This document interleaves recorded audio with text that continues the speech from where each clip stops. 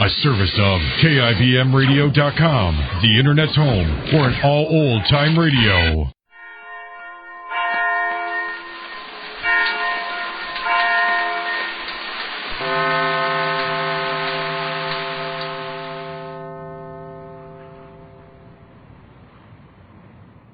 Well, the secret deal Mr. Race has on with an attractive widow interested in buying the farm has made Jane suspicious of her husband.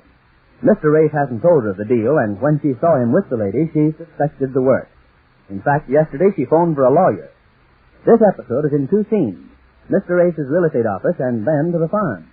But first to the office where we find Mr. Race and his secretary, Jane's niece Betty. Listen.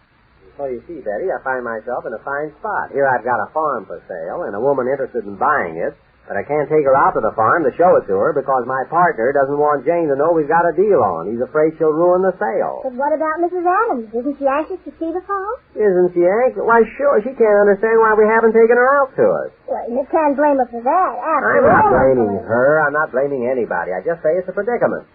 And if we stall around much longer, we're going to lose the sale. Called up your aunt this morning and tried to get her to come into town this afternoon. I told her she could buy herself a dress or anything she wanted. But she turned it down, didn't want anything. Didn't want anything? That doesn't sound like Aunt Jane. Well, Mr. Neff was here. He suggested the idea, and it sounded swell, so I called her. What did she say? Oh, it started an argument about maybe I didn't think she had been looking good enough. And then she asked me if my conscience bothered me. I couldn't make any sense of what she was talking about. I couldn't argue with her with Neff here, so I hung up. You should have got a load of him. He was so sore he was speechless. He got red in the face and stomped out of here saying, it's all up to me now, and if I don't put this over, our partnership is all finished. Oh, Uncle Lace, that is serious. Have you heard from Mrs. Adams? Not yet. I don't know what to tell her. Been stalling so long. For a while there, I showed her blueprints of the place. I've been telling her there's work going on the farm. I've had to take her to lunch and entertain her to keep her mind off of it until we... What time is it? 4:30. She'll probably be here yet. I told her I'd call her this afternoon and drive her out. Probably been waiting at her hotel all this morning. Well, Mr. Race, what happened to you? Oh, Mrs. Adams, I was just talking about you. Come in. I must say, rather peculiar way of doing business, Mr. Race. Do you realize I've been waiting at my hotel for you since 1 o'clock? Oh, I'm terribly sorry, but you see... This is becoming irksome. After all, do you want to sell this farm or don't you? Oh, of course we do, but it's just as I told you. There's a lot of repair work going on the place. Oh, we've been all over that. Well, I told her I would understand and overlook it. Yes, but we're so anxious to have you see the place that it's best. But you told me that today at the latest you'd have everything all ready for us to drive out to. I know, and I'm awfully sorry. My brother wasted another whole afternoon waiting for you to come by. Didn't my secretary call you? Why, no. Betty, didn't you call Mrs. Adams and tell her that we'd have to put it off until tomorrow? Me? Don't tell me you didn't call Mrs. Adams. I'm sorry. I forgot. Forgot? You sit around here taking notes all day. How can you forget? If you can't keep your mind on your business any better than that, I'll have to find somebody... Oh, now, Mr. Ace, Well... please, don't be so hard on the Well, child. thank you, Mrs. Adams, but I deserve it, I guess. It was my fault. You really shouldn't forget things like that, though. No. I know I shouldn't. I'm sorry. Well, you're forgiven, my dear. Now, Mr. Well, Ace... now I know exactly what you're going to say. You want to make it definitely tomorrow. Is that right? I most certainly do. That is, if you want us to look at the farm at all. Oh, of course I do. Very well, then. We'll make it definitely tomorrow. Absolutely. My brother and I have heard so much about the place, we're really out of patience with both you and Mr. Neff. I don't blame you at all. But you see, it hasn't really been my fault, and neither has it been Mr. Neff. Well, then, tomorrow. Yeah. What time? Well, say about 1 o'clock? 1 o'clock. And this time we'll make the appointment here in your office. There'll be no more waiting for you at my hotel. Fine, 1 o'clock here. It's only a half-hour's drive from here. Marge, Regan? Oh, hello, Marge. Hello, Betty. Come in, Marge. No, you're not intruding. This is Mrs. Adams, Miss Hale. Oh, how do you do? How do you do, Miss Hale? Well, I'll be off. Now, don't forget. I won't. 1 o'clock tomorrow, right here, and no excuses. No excuses. Goodbye, Mrs. Adams. Sorry about everything. Well, who's the girlfriend? What? I never found to find that much sex appeal in the real estate office. Who is she?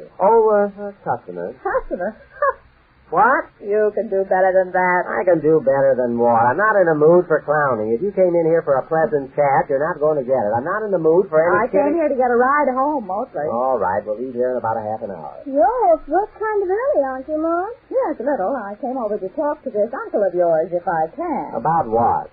What's this I hear about you calling up and saying you won't be home to dinner? Well, the other night, yes. Where did you go? Why, I had a business deal. Oh, now be original at least. What are you talking about? It was business. What kind of business? It's Now, before you answer that one, I think it's only fair to tell you that Jane spied on you and saw you coming out of this office with the lady that answers that lady's description who's just left here. Oh, darn. Oh, words to that effect. And I don't mind telling you, we had a talk this morning, and she suspects the worst. Suspects? That laugh sounds phony to me. Oh, it's not phony. I tell you, I've got a deal on with this woman, haven't I, Betty? Of course he has. He's going to sell her the farm. Betty, didn't I tell you that's a secret? Oh, I forgot, Uncle Ed. Forgot. Well, it's out. Now, you keep it a secret, Marge, and I hope you do better with it than Betty did. Now, just a minute. Let's take inventory here. You selling the farm to this Mrs. Adams, the woman? Yes, I'm trying to. Neff doesn't want Jane to know anything about it. I'm trying to arrange it so that I can take her out there without Jane being there. But I can't get Jane off of the place. Oh, so that's all there is to all this. Of course. What do you do? Oh, look, Marge. Maybe you can help me. Is there some way you can get Jane off of that farm by tomorrow so I can take Mrs. Adams out? You leave it to me. Come on, drive me home, and we'll talk about it on the way. It's 5 o'clock, time to close up. Okay. Come on, Betty. Well, Mrs. Hayes, that's a very familiar story. Very familiar. And as your lawyer, my advice to you is to leave everything to me. All I want to do is scare him so he won't see her anymore. Of course, I understand. Because who does he think I am to stand for a thing like that? Who does he think he is? Who does he think we both are? He can't do that. Yes, Mrs. Hayes, I understand your feeling in the matter. Exactly. Now, you say he doesn't know that you suspect at all? Beg pardon? Mr. Race doesn't realize that you know all this? Oh, no, Mr. Green, because he didn't see me when I saw him with her. Yes, you did see him with her. Too bad you hadn't called me in before. We could have cinched the case right then and there with a picture. Picture? Oh, yes. We specialize in this sort of work. We have a complete picture and sound department. A complete service. Before we're finished with this case, you will not only see your husband and this lady, but you will also hear them. We will have him so completely investigated that he won't have the slightest loophole to jump through.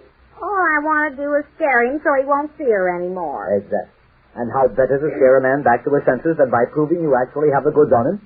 And now, as I say, it's too bad I wasn't in on the case the day you actually saw him with the lady. That would have been the picture to snap. Picture? Yes, the picture of him and the lady. I don't want any pictures of him with her. But, Mrs. Ace, don't you want proof? Proof? I'm called on this case to get you proof, am I not? Well, now, what better way than by pictures? I'll get you the proof, don't worry about that. But if I don't like the proofs, I don't have to take the pictures, do I? What's that? What's what? What was that you said? Well, didn't you say you were going to show me the proof first? Of course. That's what you want, isn't it? You want to be able to walk up to Mr. H and say, look here, I've got this actual proof, and then show him the picture. He wouldn't be able to deny it then. Oh, I see what you mean. Added to that, we'll take some dictaphone recordings of conversations. That's always a convincer. What's that? We record actual conversations between the parties involved. We have a complete service. It's our specialty. We'll have him so tied up, so tight that he couldn't get out of it if he was holding it. All I want to do is scare him so he won't see her anymore. We had an interesting case just last month. I won't mention names if you don't mind. All right. It all took place on a yacht. It was one of the toughest cases I ever handled. Took most of my candid camera shots from a fishing boat, and the dictaphone wiring was one of the most expensive jobs that I ever went through. But it was worth it. You should have seen the pictures we got. On a yacht? Oh, and it's a beauty. I think I've got a picture of the yacht right here. Really was quite a playful... yes, here it is. There. How's that? It's a boat. And what a boat. That's the kind of pictures we take. That's the kind I'm going to take for you. Well, I'll take a dozen, I guess. But getting back about my husband, all I want to do is You'll take a dozen what? pictures. I don't think a dozen will be necessary. That is, unless you want to drag the case out. Personally, I think 2 or 3 good shots are convincing. But we'll see about that the first thing in the morning. Now, suppose I give you a ring about 10 o'clock. Is your husband gone by that time? In the morning, yes. He goes to his office about 8:30. Fine. And you say his office is in the Twill building, 408, right? Yes, 408. Yes. And now I'll have to find a vacant office nearby there so we can connect the dictaphone machine. But you leave all the details to me, Mrs. Ace. Now, I've got to get back to town, so I better leave now. Yes, it's 5:20. Oh, yes, you better go. My husband will be coming home pretty soon. I don't want him to know I called you. Of course. Well, good afternoon, Mrs. Ace, and don't worry. Just leave everything to me. Is this the way out? Yes, right through here. Nice little place you have out here. Well, thanks, Mr. Green, but everything's such a mess. I've been too worried to do anything around the house. Yes, very beautiful little farm. Well, good day. Goodbye. And will you call me tomorrow morning? Sure thing. About 10 o'clock. I'll be waiting for your call. Bye. Oh, be careful. There comes Mr. Ace in our car. Oh, I hope he didn't see him. Hello, Jane. Hello, Marge. Hello, Aunt Jane. Hello, Betty. Who was that, Jane? Who? That man who just drove out of here in that car. Oh, him. Oh, that was just somebody to see me. Yes, I know, but who? Oh, wouldn't you like to know? Wouldn't I? Of course, that's why I'm asking. Oh, a friend of mine wanted me to go for a ride in his yacht. In his yacht? Yes. Well, aren't we Frankie? Oh, but I hope you didn't accept that, because I want you to meet me downtown for lunch tomorrow and help me do some shopping. Oh, I'm sorry, Marge. I can't tomorrow. Oh, Jane. I can't. I'm going to be very busy. Busy yachting? Well, suppose I am. Yeah, I got a picture of you on a yacht. You've got a picture of me on a yacht. It's going to be the other way around if you ask me. What? Well, Jane, what on earth are you talking about? Oh, nothing. Come on in. Well, the stage is all set for some high-class investigating by Jane and her lawyer. The investigation takes place with some startling results when next we meet these.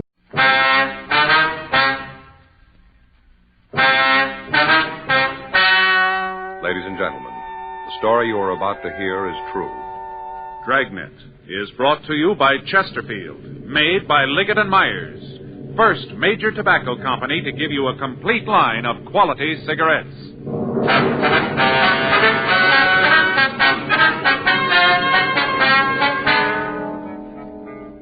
You're a detective sergeant. You're assigned to burglary division.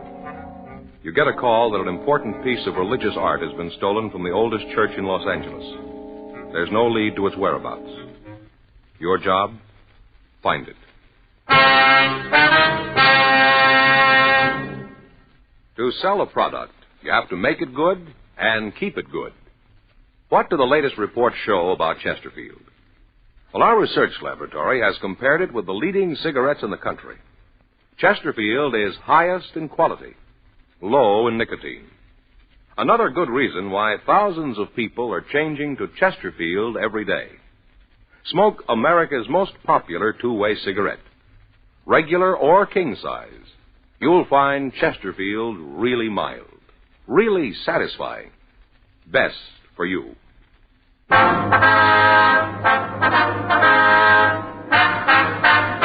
Dragnet, the documented drama of an actual crime.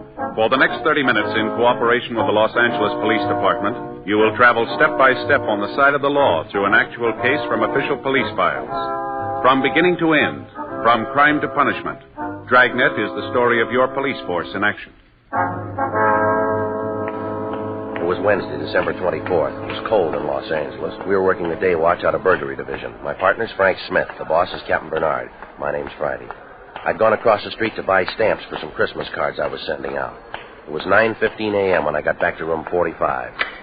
Burglary. I sat down at a table in the squad room and I started to address the cards when Frank walked in carrying a stack of Christmas boxes. Hi, Joe. Hi. Christmas cards, huh? A little late, aren't you? Well, I was going to send them out Monday, but we had that stakeout. You ought to get married, Joe. Yeah? It's the only system. Faye does all that stuff for me. Laundry, mails, cards. Only system. Might help. You got a big stack there. I'd have cut down the list. Look at this here. Upholstery shop. Yeah? They send me a card every year. I never get anything upholstered. Faye and I ought to go over our list. Cut off a few names. I brought in your present. Want to open it now? No, I'll wait. I always open a couple a day before. Why? Well, put you in the spirit ahead of time. I opened Phil's this morning. Who's he? Faye's brother in Denver. Gave me a magazine, one of those funny ones. What do you mean, a comic book? No, one of those funny ones, you know. No, I don't, Frank. Well, some of the pages have holes in them. You look through and there's a picture on the next page. Oh, yeah, I've seen those on the newsstand. They have cloth pasted in. Cloth? In the ads. If you want to buy a suit, they have a sample right there. You mean you can feel it? Reach right out and feel it. There was one for $200. A suit? Sure. Cloth comes from Scotland. What's it made out of? Solid gold? No, they got a special kind of goat over there. It's real smooth. Not a goat, Frank. A sheep. Well, it's a special kind of sheep, then, because a suit costs $200. You going to get one? I told Faye. She said, wear the sample. Anything doing? Fanning and Pryor were in on that market holdup. They come up with anything? Pound of air. Nothing else. I hope it stays quiet. I got more shopping to do. I finished. What'd you get Ann? Stationery set, some paper and envelopes, leather binding. Joe, you'll never learn. Oh, what's the matter? No woman wants a stationery set. Get her something personal. Well, it's got her initials on it. No. You want something more sentimental, romantic. What'd you get Faye? It's different in her case. What'd you get Faye? Sewing machine. That's romantic. Well, it isn't a way. Why didn't you buy her a catcher's mitt? Burglary Friday. Yes, that's right. You have the right department. All right, Father, we'll be right down. No, you can tell us about it there. Goodbye. The old mission church, they've had a theft. Collection money? Statue of the child Jesus. Frank and I checked out of the office and rode over to the church at the corner of Sunset Boulevard and Main. The Old Mission Plaza Church, founded 1781, the year Los Angeles became a pueblo. The outside was typical early Spanish design, complete with mission arches. It was made of adobe and painted white. They called it the Queen of the Angels. The Padres from down in Mexico built it. The devout Mexicans in town still attended services there. 10:05 a.m. Frank and I crossed through the courtyard. It used to be the old stable, but the Spanish priest changed all that when it became a mission. Stonemasons paved the stable floor and made it a courtyard. They planted grapevines, trees, and flowers. A young priest crossed the courtyard to meet us. He'd been sitting on a stone bench reading his morning prayers, as priests had done here for 172 years. We asked for Father Xavier Rojas, who communicated with us. We were told he was inside. We entered a side door. The church seemed to glow with the hundreds of votive candles flickering on both sides of the altar and at the shrines throughout the church. It was empty except for a few people praying. Surrounding the main altar were several old oil paintings in gold frames. The air was heavy with the scent of Advent flowers. We found Father Rojas up near the sanctuary, looking at the nativity scene. He told us about the crib. It was a $70 duplication of the scene at Bethlehem. The parishioners had taken up a collection for it 31 years ago. It was put up every year on December 22nd and taken down after the holy season. It was beautiful, except that one of the shepherds had lost an arm, the sheep was old and cracked, and the infant Jesus was missing. Father Rojas led us back into the sacristy. I'm sorry to bother you, man. It's all right, Father. Especially now, the holiday season. We cash our checks, Father. You want to tell us what happened? Or what you think happened? I discovered the statue was missing right after the 6 o'clock Mass. You say the 6? Yes. I started over to the rectory and stopped by the crib. Was the statue there before Mass? I don't know, but it was there last night. How late is the church open? All night. You leave it wide open so any thief can walk in? Particularly thieves, Sergeant. You say it was there last night, Father. How late? 10 or 11 o'clock, we had confessions. No one saw it after that? One of the altar boys, he says it may have been there. He thinks it was. Did he see it? He's not sure. What's his name? Pardon me.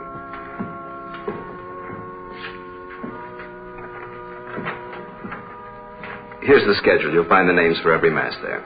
Was there a big crowd at the 6 o'clock Mass, Father? Not too many. 7's the big one. People on their way to work. Did anyone stay after Mass, did you notice? Not especially. I came back here, took off the vestments. I suppose it was 10 or 15 minutes before I went back in the church. It was empty then? No, people were coming in for the 7 o'clock.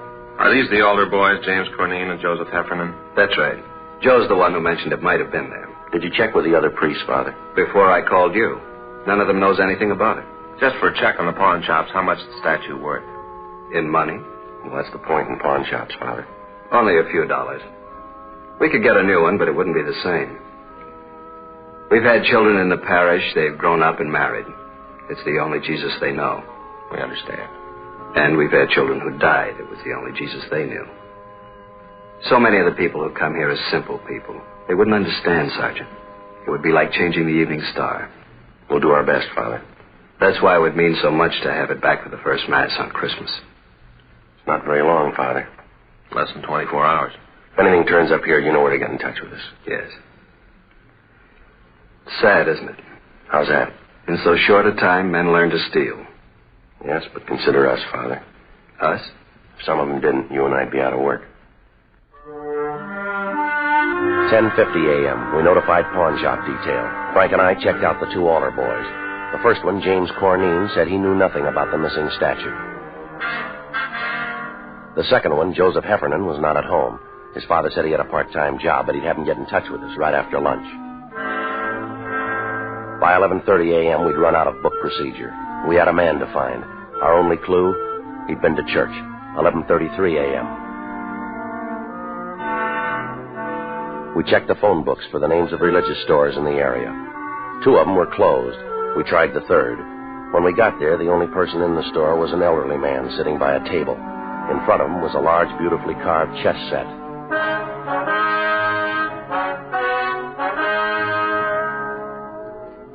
We're police officers. My name's Friday. This is my partner, Frank Smith. Great to see you. Caught me in the middle of a big chess match.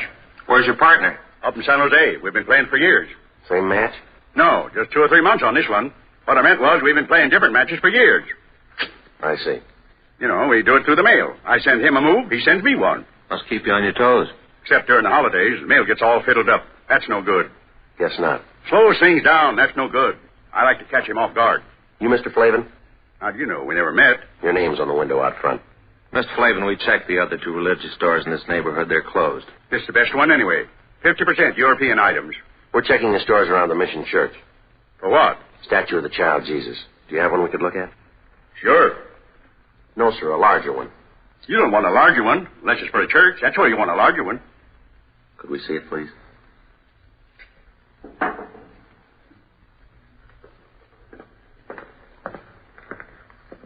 It's not my due to butt in. But unless you live in a big place, this will make your living room all the kilter. Yes, sir. Do most of the people who go to the Mission Church trade here? Good many of them, especially the kids. Why kids? More religious. Check on yourself. See if kids aren't more religious than you. Might be so. That's what's wrong with the world. Oh, I don't mean you're wrong with it. Everybody. Yes, sir. Wonder if we could stick to the point, Mr. Flavin. Sure. A lot of people from the Mission Church come in here. Do people ever come in and sell back a religious article? Like a prayer book or rosaries? Yes, sir. Second hand, you mean? Yes, sir. Not since I've ever been around. It's silly. Why? People don't have religious articles so they can get rid of them. They have them so they can have them. But if a man had a statue and wanted to sell it, he'd come to a place like this. Sure, but he wouldn't want to sell it. He would if it was stolen. No, sir. If a man was to steal a statue, he'd be crazy or something like that. The only place he'd want to go is where crazy people are. You may be right, Mr. Flavin. I don't know what you fellas are looking for, but if it's somebody who stole a statue, he's crazy and you won't find him. You won't find him as long as you live, or in a million years. That should cover it. We checked religious stores out as far as Van Ness. We asked the same questions. The owners gave us the same answers, but none of them were as encouraging as Mr. Flavin. Frank and I had lunch and reported back to the office. It was 1:30 p.m. when we started into the squad room. The captain was just coming out. I just checked for you in the lunchroom. And we've been down on that theft at the mission. Making some action on the Patterson case. They locate him? I think he's on the bus from Sacramento. Well, that means the Bakersfield police. We'll wait and see.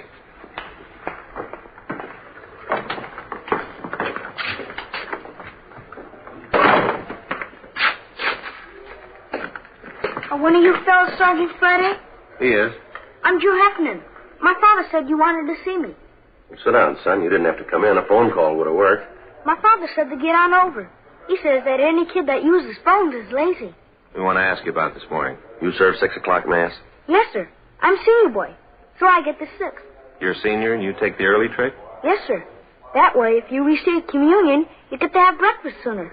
Father Rojas says you think the statue was there before mass. I didn't look, but I have a feeling it was there.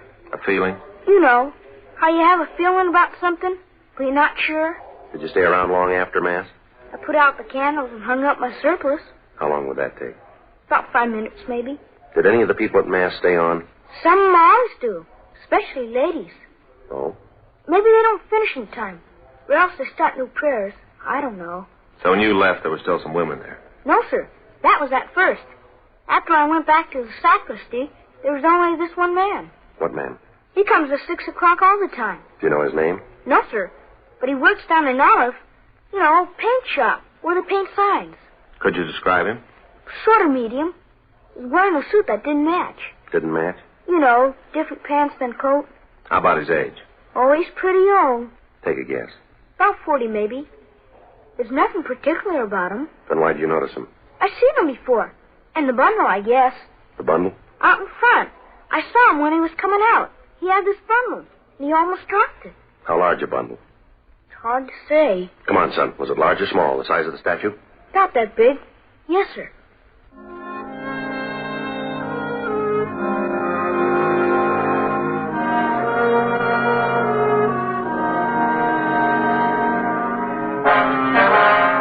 located the sign shop. The suspect didn't work there anymore, but we discovered his name was Claude Stroop. We found out where he lived. 2:25 p.m. We arrived there. It was a hotel for men, mostly old men, mostly down and outers. It was called the Golden Dream. Police officers. We're looking for Claude Stroop. Hope Claude didn't get in any trouble. So do we. Is he in? No. He's got room 307. You can check if you like. We'll take your word. Were you on this morning? Huh? Yeah, the early shift. Well, we don't have shifts.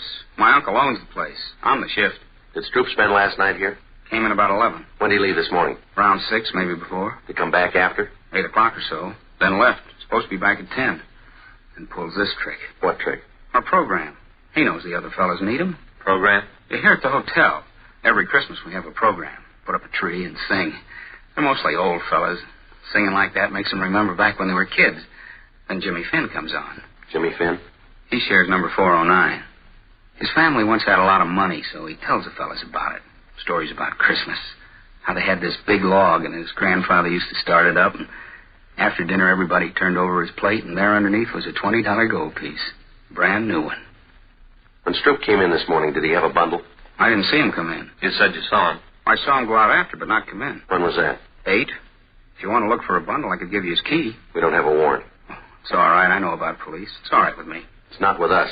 I didn't mean that. I just meant it was all right with me. Good King Wenceslas looked out on the feast of Stephen. They were 3 old men. You couldn't tell how much better they would have been with Stroop singing the 4th part, but somehow you didn't care. This was Christmas at the Golden Dream, and it sounded fine. Though the frost was cruel, when the poor man came in sight, gathering winter fuel. This is the last rehearsal. They got most of the songs down pat. Sounds pretty good. Yeah, that's why it's a shame Claude isn't here. He's tenor, and they need him to make it sound just right. Does Stroop have a job? No, sir. He used to have jobs. Not much lately, though. Did he say where he was going? No, he should have. The fellas need him. When he comes in, will he call us? Sure, and not say anything to him. That's right. I hope it's nothing serious for Claude. The fella's troubles ought to be over. Troubles? Way back. It wouldn't count now. Tell us anyway. Well, I don't know much about it. As much as you know. Now, come on. It was something back where he used to live. He robbed somebody or something. What else? That's all. It was a long time ago, way far back. But he forgot it all, the robbing and everything. No, not quite. He remembered it this morning. God rest ye merry gentlemen, let nothing you dismay. For Jesus Christ our Savior was born upon this day to save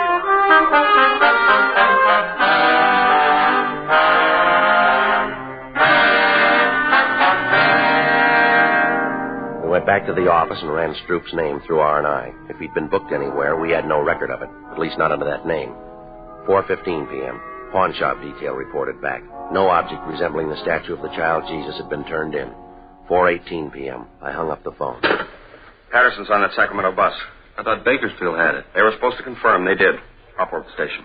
What about Fanning and Pryor? They're still out. Well, they'll be back soon. When's the bus arrive? 6 o'clock. There's plenty of time for them to make it. There's more time for you. We're still on that theft. Can it wait? No. What is it, $10, $15 statue? When's the price determine a case? I realize it's a church statue, but that doesn't give it priority. It's important to them, Captain. Joe and I promised to get it back. What do you got on it? Nothing much. And why are you so big-hearted? Burglary Friday. When? No. Don't say anything. No. Right. It's Claude Stroop. He just walked into the hotel. He's our suspect. Nobody's leaked to him? No. You'll keep. You can run him down tomorrow. It'll be too late then. They need it for the first mass in the morning, Skipper. It's kind of a big thing for them. I'm sorry. I can't juggle details around so you can get a statue back. If there's time later on, we'll do our best. Yes, sir. You better get over to the station. Yes, sir. Will you call Father Rojas over at the mission? Why? Tell him we're too busy to work on that statue. But we'll do it later. Tomorrow or when we get a chance. Why can't you call him? Well, we better get over to the station. If Patterson's on that bus, we don't want to miss him. All right, I'll call him. Friday. Yeah. I can send Fanning and Pryor over. You might as well stay on that other thing. Whatever you say, Captain.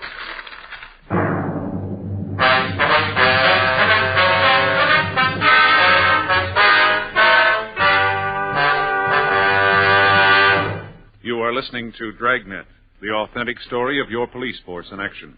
There are good reasons why thousands of people are changing to Chesterfield every day. Why Chesterfield is the largest selling two-way cigarette in America. Why Chesterfield is best for me and best for you. People these days want facts. When you want people to use your product, you have to tell them what effect it has on people who do use it regularly. That's why a doctor has examined for almost 2 years a large group of Chesterfield smokers. 45% of them have, on the average, been smoking Chesterfields for well over 10 years. What is the effect on these people from smoking Chesterfield? No adverse effects to the nose, throat, and sinuses, says the doctor. Consider Chesterfield's record with these smokers, with millions of other smokers throughout America. Another good reason for you to change to Chesterfield. Regular or king size, Chesterfield is best for me, best for you.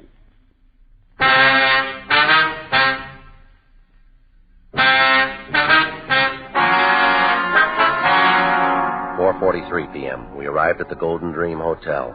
The desk clerk was right. Claude Stroop looked like a man who'd had his troubles at bargain rates. Your name, Claude Stroop? Yes, sir. Police officers. We'd like to talk to you. I didn't do anything against the law. Honest, I didn't do anything against it. You haven't been accused. Want to take you downtown? We'd like to talk to you. No, sir, I'm not going. I'm not going anywhere. I'm not going to talk to anybody. You're half wrong already.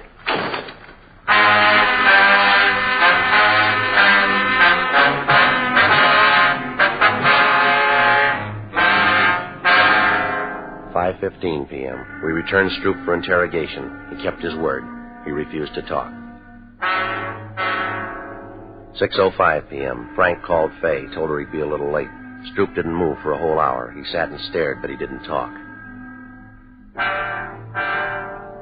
6:40 p.m. We got a final report from pawn shop detail. The shops were closed. There was no statue. Stroop still hadn't talked. Don't you ever want to go home, Stroop? If I was to talk, he wouldn't let me go. Depends on what you'd say. I'd say it wrong, and I wouldn't get home. You won't this way either. I'd like to go. You can bet on that. This is the 7th year we had the program, and I never missed a one. Not a single one. Why don't you tell us what happened, Stroop? How would I know you'd let me go? You wouldn't. I might as well anyway. All right, what happened from Mass on? Well, there was Mass. I came out and started down toward the hotel. Back up. I left my stuff at the hotel, and then I picked up George's car. I didn't steal it. He said I could have it any time I wanted. Only this time I didn't ask him. I took it and started out. Yeah. I should have asked, but I just didn't. I went over to Grand Avenue for the Christmas bulbs for this fellow sells them secondhand. It was coming out of the lot that I did it. Yeah. The bumper must have caught the other car. Didn't leave too big a dent, but there was this long scratch. I got out and tried to wipe it off with my handkerchief. You know, spit on it like. Only it didn't do no good. I didn't think anybody saw. I don't know how you fellas found out about it. I'll check auto records. Right. Stroop, we didn't bring you down here to talk about that. You didn't? No. There's a statue missing from the church. The statue of the child Jesus. You mean I took it? You took a bundle out of church? Yes, sir. That was my other pants for the program tonight. I had a place sewed up and there was a button on it. You can check. But I wouldn't take a statue. I don't think you would either. He's cleared auto records. Go on home. For the program? You mean it's all right? Good night, Stroop. Good night.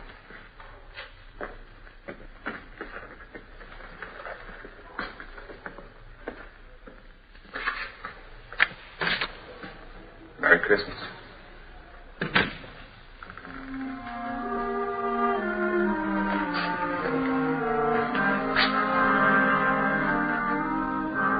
Where to?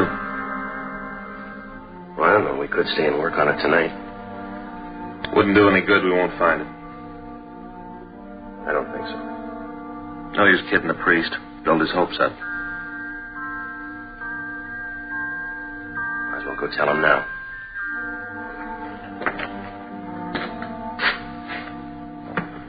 Merry Christmas.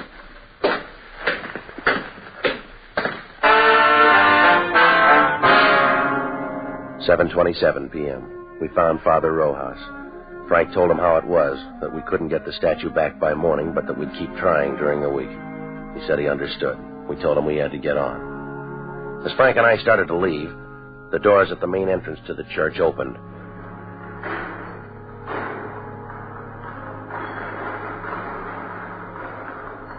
It was a good 200 feet away. It was hard to be sure, but it looked like a small boy drawing a bright red wagon behind him. When he got closer, you could see he was no bigger than a pint of milk. He was a luminous-eyed little Mexican boy with a face as young as yesterday. The priest seemed to know him. Paquito? In the back of the wagon was the missing statue of the child Jesus. He picked it up gently and walked up to the priest. Padre Rojas? He just stood there, looking up at Father Rojas. It's Paco Mendoza, the boy from the parish. Ask him where he found it. ¿Dónde lo encontraste? No lo encontré, le cogí esta mañana. He didn't find it, he took it. Why? ¿Por qué? Todos los años Paquito rezó por un camioncito rojo. Este año Paquito rezó al niño Jesús. Yo prometí al niño Jesús el primer viaje en mi camioncito. He says all through the years he's prayed for a red wagon. This year he prayed to the child Jesus. He promised that if he got the wagon, the child Jesus would have the first ride in it. ¿Vendrá el diablo para llevar a Paquito? He wants to know if the devil will come and take him to hell. That's your department, Father. No el diablo. Jesús ama a Paquito mucho. We crossed over to the sanctuary. With the help of Father Rojas, the young boy replaced the infant Jesus in its rightful place, the crib in the nativity scene. Frank and I could have been wrong, but the small plaster statue seemed to approve. Mary, Joseph, the wise men, Gaspar, Melchior, Balthazar, the old shepherd, the young shepherd, the peasant, they all seemed to approve.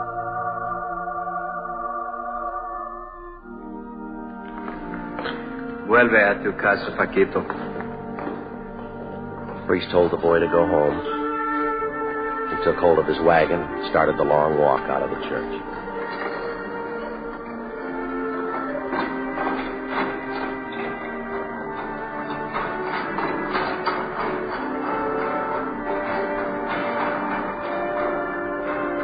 There wasn't much we could say.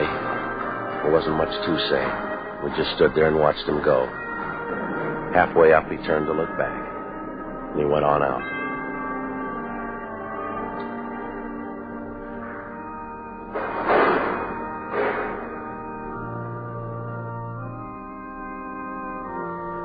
I don't understand how we got that wagon today. Don't kids wait for Santa Claus anymore? It isn't from Santa Claus. The firemen fix old toys and give them to new children.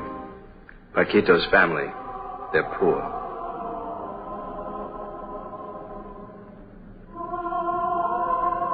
Are they, Father?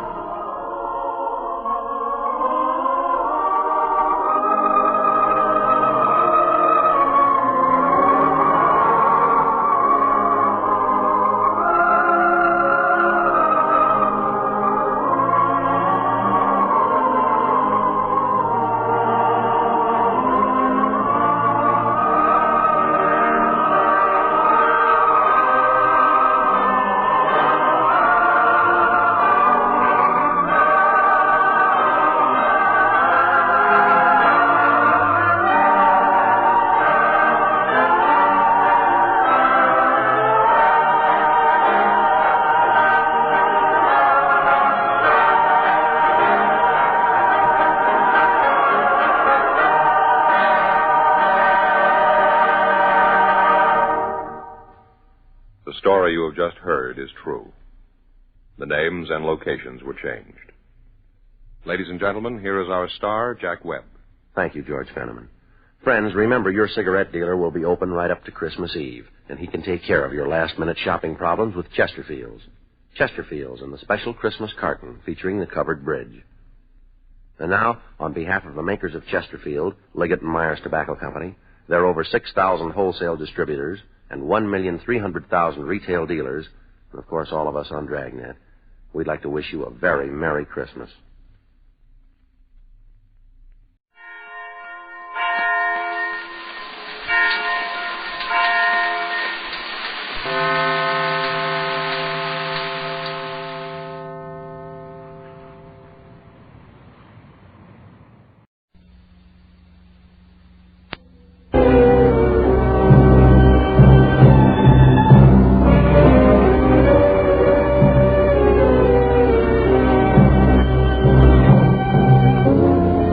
The sign out in front of my office says, Pat Novak for hire.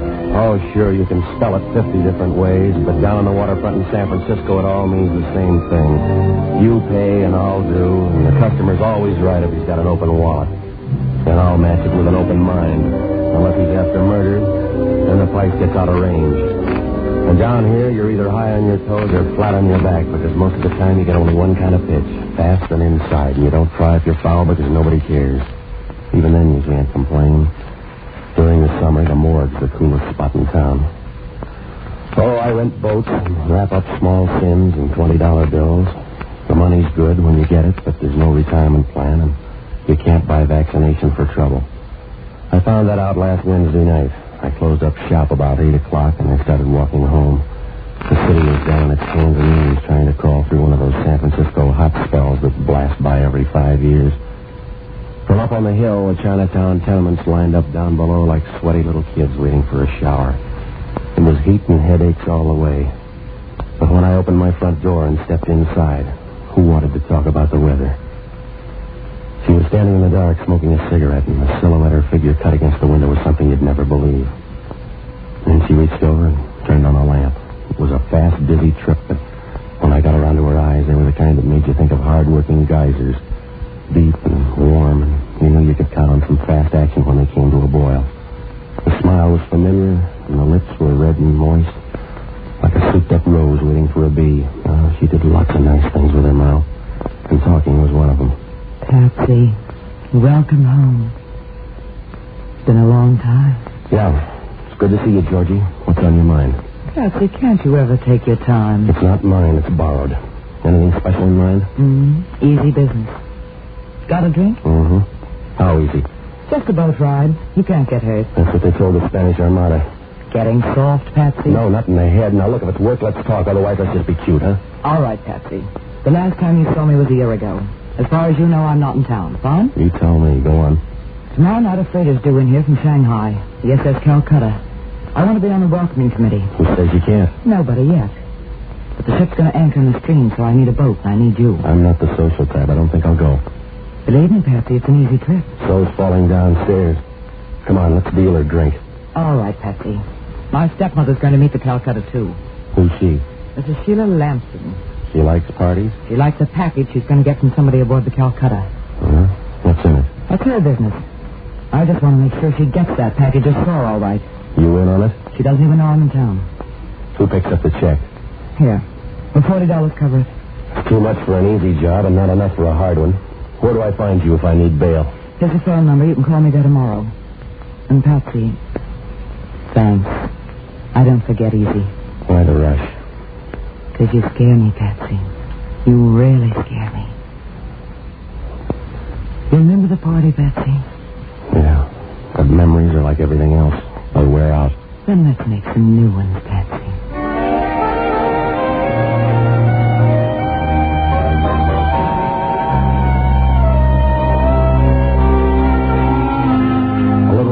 At the door and watched her move down the hall toward the stairs. The white dress she had on was plain enough, but it didn't have a mind of its own. It just did what it was told and tried to behave, but Georgian nature wouldn't let it.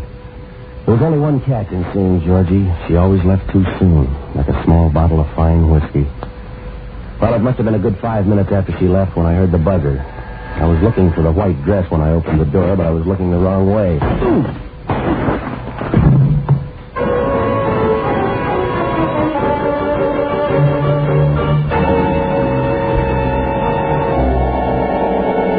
Something with an echo, and it came down hard on the side of my head. I went down like mercury in a quick freeze. The trip wasn't nice, but it was long. Halfway there, I came up for breath, and I found the deck of one of my own boats under me. The Bay Bridge lights were still around, and that made it kind of cozy. When my eyes got in focus, the smooth-looking bundle laid out next to me shaped up like Georgie Lampson. She wasn't looking her best. I had just enough time to remember a pair of women's shoes standing next to my face, and then I must have moved, and they punched my ticket for a return trip. The next time I opened my eyes, I was looking up at the lights on Pier 19. Oh, the shoes were still there, but this time they were black, and the feet inside squashed out wide and flat like tired beefsteak. That meant only one thing. Hellman from Homicide. You can stop playing mouse, Novak. Get up. The party's over. Yeah, Hellman. I thought they'd never go home. Your boyfriend here isn't talking. He's bashful? Yeah, Novak. He's real shy. He's dead. Who is he? That's what you get paid for. What about the girl that was here? County Hospital. You better pray she makes it, Novak. Because you like blondes, Hellman? Because nobody beats 2 murder raps, Novak. Oh, you talk funny. So does this hunk of lead pipe. Your prints are all over it. What's that make me, a plumber? Better than that, Novak. The pipe fits a dent in that guy's skull like it grew there. Well, maybe he's the plumber. You're smart, Novak. Now, come on. Who's the guy and who is the dame? He's Georgie Lampson, the guy I don't know. We'll, Novak. We'll take care of that. Oh, you try hard, don't you, Hellman? You move your lips when you read, you use your fingers when you count, but you never get the right answer. Don't tempt me, Novak. I'm not my cherry best in the morning. You don't have a best, Hellman. You tried thinking once, but it gave you a headache. Now when you get in a squeeze, you have to pound your way out with your fist. I warned you, Novak. Now talk nice and save teeth. Yeah. I'll talk when that blonde tells her story. If she makes the grade, how does she figure? She met me in my apartment last night on business. 5 minutes after she left, the doorbell rang. When I answered it, somebody sapped me. Now you take it from there. Yeah, I will. Right to the DA. Go ahead, Hellman, but don't look hurt when the case blows up in your face. You giving odds? That's all I'm giving, Hellman. You figure it. I took the gal and this girl I don't even know for a ride at 3 a.m. We had a party and I killed a guy. But the gal I only messed up good because I like the way she talks. You sound scared, Novak. Well, I'm not, Hellman, but you are because it doesn't add. Why did I beat my skull with that same hunk of pipe, and how did I drive back here to meet you? Keep your mouth open, smart boy. They got a little green room up at San Quentin. Gets awful stuffy when they close the door.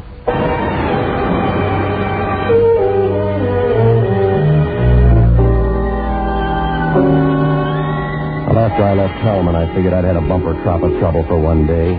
The sun was just beginning to stagger up over the Berkeley Hills when I caught a cab uptown. On the way, I stopped off for coffee and a 6 a.m. Chronicle at one of those little Greek joints off Geary Street. The windows were blind with grease and the light was bad, but the reading was money from home. The story made me stop counting the lumps on my head. Professor Burton Lampson. He'd gotten himself murdered in a Shanghai hotel room a month ago, and they were sending his body back on the SS Calcutta. It was due to anchor in the bay that night, like Georgie said, but the shipping page didn't agree. The Calcutta was listed inside the gate at 7:30 the night before. How did that check out? And what about that package that had everybody worried? Well, when I got back to my apartment, I called the hospital to check on Georgie. Well, they were still giving odds, the long, thin kind. A little later, I was in the middle of a cold shower, adding up rows of zeros and getting different answers every round when the phone rang. It was Hellman, and he was selling nothing but smiles. You feeling any better, Novak? Oh, don't tell me you're worried. We just identified the dead guy. His name's Warren Haynes, local socialite. You know him? Yeah, I'm an old friend of the family's. The guy's from one of the old families in town, the important kind. His blood wasn't blue. No, but we are. We're feeling the pressure already, so I'm calling you in today for a little talk. That's a great job, Hellman. You keep right on smacking your fat lips because you're going to get more answers than questions. That's funny, Novak. I didn't think you knew the difference. When I hung up the phone, I was seeing more red than the bleachers at a bullfight. I probably would have walked right by him if he didn't open his mouth. Even then, it wasn't much more than a loud squeak. He was a skinny guy standing against the door with a half smile twisting his mouth and a bright, wild look in his eyes. You seem disturbed, Mr. Novak. Where's your invitation, mister? This should prove sufficient, Mr. Novak. All right, so you own a gun. What happens now? Now, Mr. Novak, I use the gun unless you hand over the package. Sorry, mister, you're in the wrong laundry. Mr. Novak, I've been crossed once today. I don't intend it to happen twice. The package? Now, look, you, I'm going to spell it again. I don't know what you're talking about. Now, take that cannon you're pointing and... I think you realize I'm about to use this gun, Mr. Novak, for the last time. All right. You'll find it right over there. Now here, right next to me. Now, come on, give me that gun before somebody gets hurt.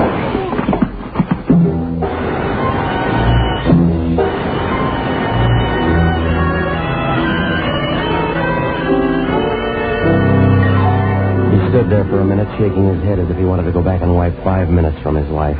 All of a sudden, he jerked around in his tracks and he stumbled for the door like a timid drunk when you tell him he's had enough. Then he folded up hard against the wall on his knees. But it was a little too late for prayers. I stood there for a minute trying to think of a good lawyer who owed me money, but all I could see was a courtroom and a picture of Hellman smiling as he listened to the verdict. Well, accident or not, if Hellman dropped in with a body on the floor, he'd bury me so deep in San Quentin he'd be bringing me air in paper bags. When the knot in my stomach untied, I dragged the little guy away from the door and I rolled him on his back. His eyes were still asking for the package, but the rest of them didn't care.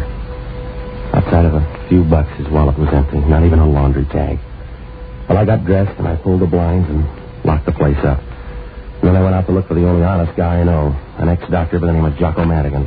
He was a fine surgeon until something made him decide life was temporary at best. Now he's got a permanent post on a bar stool looking for answers at the bottom of whiskey bottles. Well, it's hard on the liver that way, but you're never short on dreams. I finally found him with a bourbon halo in a musty little Italian joint over in North Beach. It was a long stretch from Easter Monday, but he was still celebrating Irish independence. He looked like he was on the wrong side because his nose was a bright orange. Patsy, my boy, you're just in time. These simple but honest Sicilians have agreed to embark with me on a crusade. And as honorary past president of the Sons of St. Patrick, the Powell Street chapter, I invite you to join us. Hold on, Jocko. Sober up. I got to talk to you. To fittingly observe the occasion of old Ayre's joyful victory, we're first fortifying ourselves with grappa and bushmills. Then we sally forth to chase all the snakes out of Long Beach and the cockroaches out of Chinatown. How does that strike you, Patsy? And why aren't you smiling? 'Tis a glorious day. Because I'm in a jam and I want to talk, Jocko. Now cut it. Oh, Patsy, you remind me of that De Valera fellow. You're sitting on the curb and pouting just because they won't let you march in front of the band in the victory parade. You're sour, Patsy. Admit it. Jocko, will you snap out of it? I'm in big trouble. You're always in trouble, Patsy. You're a child of adversity, a son of scorn. The fates spit in your eye and you try to retaliate, but the wind's always blowing in the wrong direction. You're a lost leaf in the mortal storm, Patsy. You're a pebble shaking a tiny fist at the mountain. You'd like to fight for some strange, fantastic cause, wouldn't you, Patsy? But you can't find anybody your size. Men are too small and the gods are too big. Patsy, you're lost. Are you all through? Yeah. What kind of trouble? Oh, it's a pair of bum murder raps, Jocko. Somebody sapped me in my apartment last night and I woke up this morning with a dead guy. That sounds interesting. What was it you were drinking? Hellman's out to pin this on me. Oh, a dubious honor. You mentioned 2 murders. A guy came in my apartment this morning waving a gun and asking for a package that I never heard of. We started wrestling for the gun. Mildly exciting. Who got it? He did, right in the chest. Patsy, you have absolutely no excuse for losing your temper.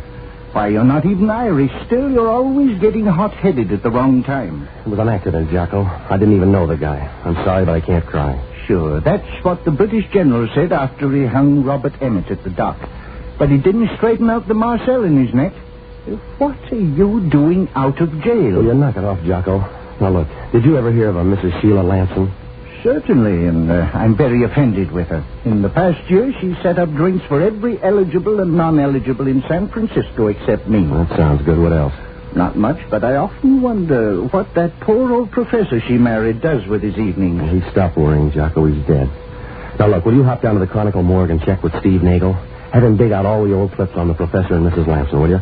And while you're there, check on a guy by the name of Warren Haynes. You got that? Yes, but what do I do for money? $50 for car fare and nothing for booze.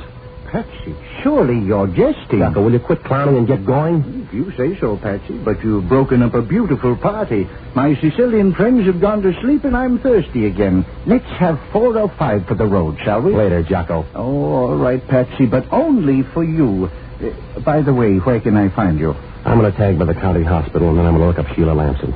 If I remember the story correctly, Patsy, you'd better reverse your schedule. Good night, lover.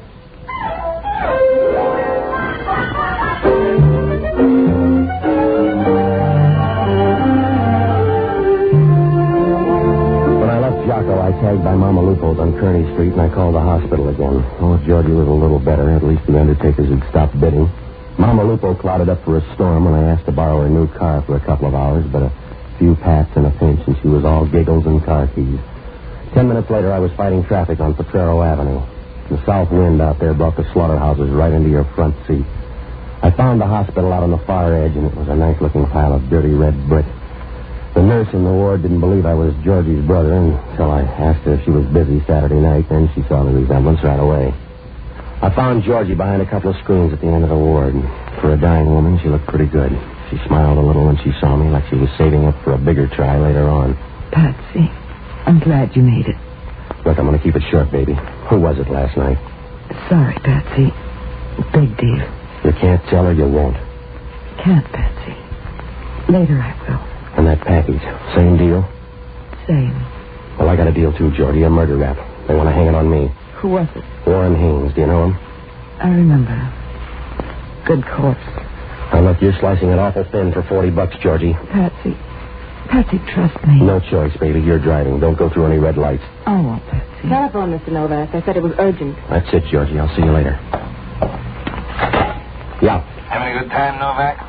You know any phone numbers besides mine, Hellman? Not today, bright boy. You near a streetcar, or do I send a chauffeur? What's your beef? Our beef, Novak.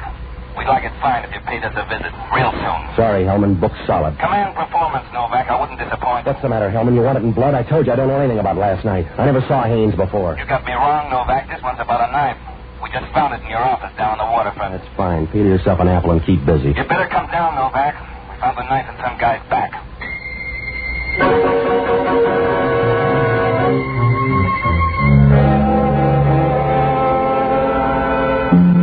Houdini couldn't get out of that one in 2 hours with both hands and a can of olive oil. It was like chasing cyanide with a bucket of brandy. Well, it tastes bright, but it's only a matter of time. Well, I headed for Sheila Lampson's place, and on the way I pulled up by a drugstore out in the Haight Street jungles and called the Chronicle morgue. They said Jocko had just left, so I called the nearest bar and asked if they had a customer with a bright orange nose. They did. Jocko Madigan speaking. Jocko, this is Novak. What'd you find out? Ah, Patsy. Just enjoying a small refresher after some very excellent reading. For instance? Sheila Howard Lampson. She started seeing the professor back in 46. There was a scandal, the nasty kind, and the professor's first wife, Barbara, jumped off the bridge, the Bay Bridge. Yeah, go on. A month after she married the professor, Sheila was mentioned in every gossip column in town. So the professor took off on a scientific trip to China. A month ago, he was murdered in a Shanghai hotel, and a hatful of emeralds was stolen. The authorities figured that the murder was premature. What do you mean? Well, the professor had 3 major operations, and at the time of the murder, he had less than a week to go. What about Haynes? Haynes is one of those black sheep that wealthy families have, cut off without a penny. He's one of Sheila Lampson's escorts, and he's now on his way back from the Orient on the SS Calcutta. Anything else? Jocko, I could kiss you. Patsy, you stick to your line, and I'll stick to mine.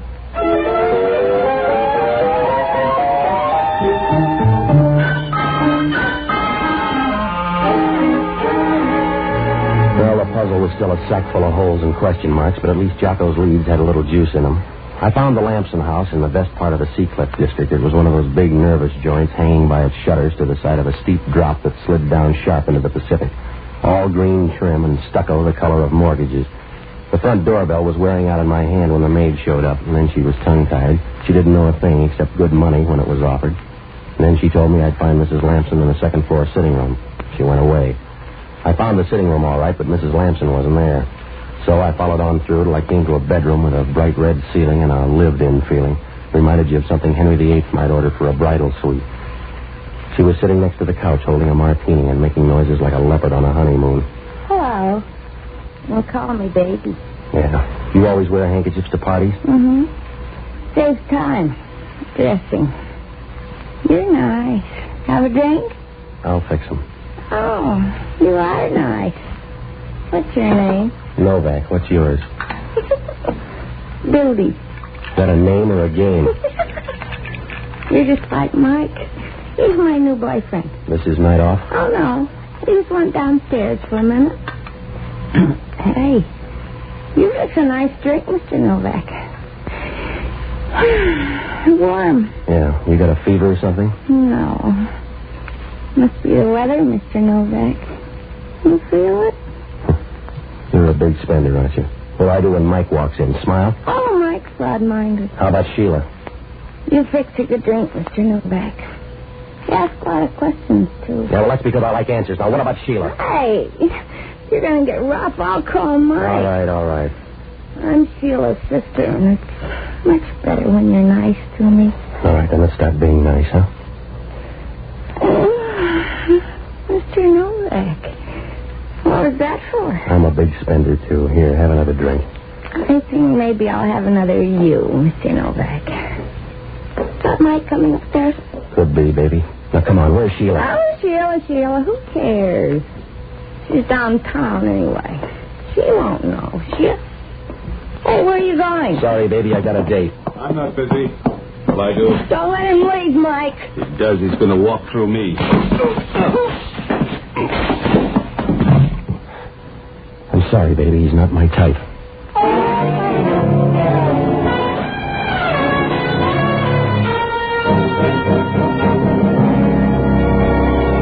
Mike was a tall, wide package, so I gave him a bargain offer. He didn't fold after two, but he had a kind of hurt look in his eye when I hit him the third time, like I didn't know he could take a hint.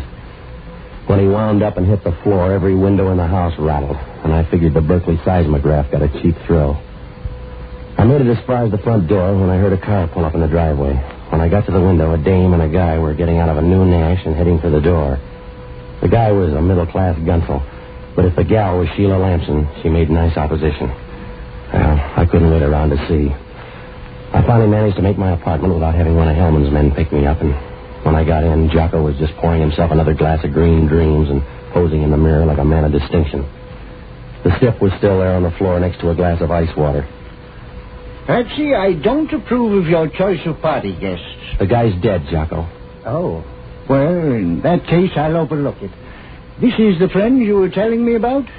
When are you due at the gas chamber, Patsy? Any phone calls? Oh, now that you mention it, yes. Hellman? Regularly on the quarter hour. Not very coherent, but I got the idea he's looking for you. Also a call from the hospital. They wanted to know the whereabouts of a Miss Georgie Lampson. What do you mean? Seems she disappeared a few hours ago from one of their wards. Oh. Patsy, you look worried. Perhaps a sampling of this delicate dollar ambrosia would help. Try it. No, thanks. Suit yourself, Patsy. Myself, I'm an old subscriber to the Socrates plan of self-destruction. If you want it done right, do it yourself. By the way, have you noticed our friend's hands lately? Huh? It looks like he's entertaining a scrap of paper in his right hand. Yeah, I see it. Oh, let me see that. He seems kind of stingy with it, doesn't he? Yeah, I got it. Oh, an old envelope. Not even a coded letter to puzzle over. I'll settle for the address, Jocko. Take a look. Captain Edward Small, SS Calcutta, Paramount Line, Shanghai. Well, that's nice. Shall we have another drink? Later, Jocko. Right now we haven't got the time. If that's who I think it is, Patsy, you're going to have lots of time. I'll just whip up a short one. Novak talking. Listen, smart boy, and listen hard. This is for the last time. You check in here in 10 minutes or I'll send out an all points. Dead or alive, Novak. All right, Hellman. There's a dead guy here in my apartment right now. His name's Captain Edward Small, off the Calcutta. I don't need any more bodies, Novak. I can hang you twice with what I got. All right, Copper. But if you want your picture in the paper tomorrow, you can meet me out in C-Clip in 15 minutes. 48 Camino Drive.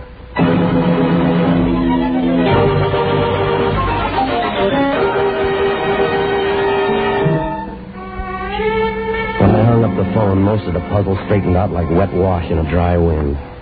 Now, there's one thing you can count on. When you bet on miracles, you buy a ticket straight through. I finally pulled up at the Lampson place, and I started looking around for Hellman. The joint looked about as crowded as a Kremlin breakfast for Senator Taft. I was taking a fast check, trying to figure how far they could have gone, when Hellman fought his way through the box hedge for the driveway. We circled down behind the garage and around and back of the house. We just made it in time for the curtain scene.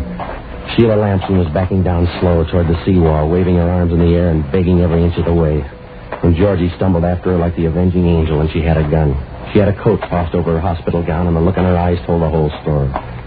Tears and hate and lots of bullets. Novak, you've got to stop her. She's crazy. She's crazy. She wanted to kill me. What's so crazy about that? You're sweet, Patsy, but you weren't invited. Don't get too close to the animals. It's your gun, Georgie. Don't let it hang you. This is Hellman from Homicide. No good, Patsy. This one's for me. Isn't it, Sheila? Georgie. Isn't it for me? Please, Georgie, don't. Novak, stop her. Stop her before it's too late. All right, girls, let's break it up. Be good, Copper. You too, Patsy. It's your neck. It won't look good stretched. Please, Georgie. Don't eat that, Sheila. Not yet. First, I want to tell you how clever you are. How sweet you looked at my mother's funeral. How you ruined my father. How to screech with other men, Sheila. Oh, it was magnificent. Georgie, please. I didn't know, Georgie. I didn't know. I swear I'll make it up to you. Please. One other thing, Sheila. Listen to me, Sheila. Those emeralds you've got. The ones you sent Haynes to Shanghai for. The ones he killed my father for. They were glass, Sheila. 10-cent green glass. You hear, Sheila? Glass. Please. Georgie, please. Georgie, watch her. Sheila's got a gun.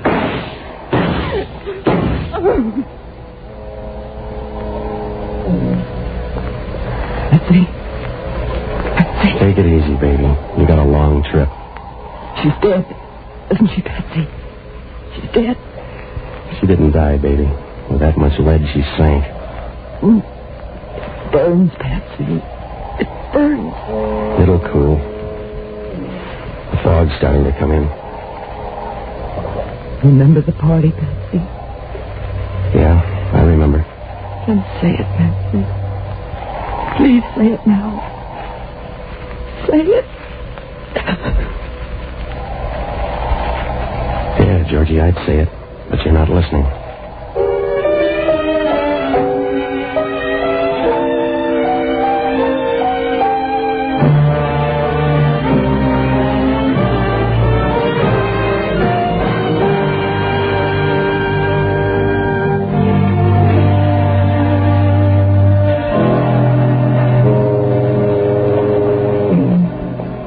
We found a letter in Georgie's coat pocket that told most of the story, and then Hellman grabbed Mike and Sheila's sister and sweated the rest out of them.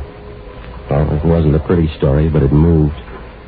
When Sheila spent the professor broke and he checked out over in China, Georgie decided to blow the whistle on her. She made up that phony yarn about the emeralds, and then she let Haynes murder her father and walk off with him. They were glass. To make it look good, Haynes played pallbearer and took the boat back with the body. But not before Georgie tipped the captain and the first mate about that sack of emeralds Haynes was supposed to have. So they went to work. They robbed Haynes and planted a fake for a fake. It was a real cat and mouse game. Georgie only made one mistake, but sometimes that's all it takes.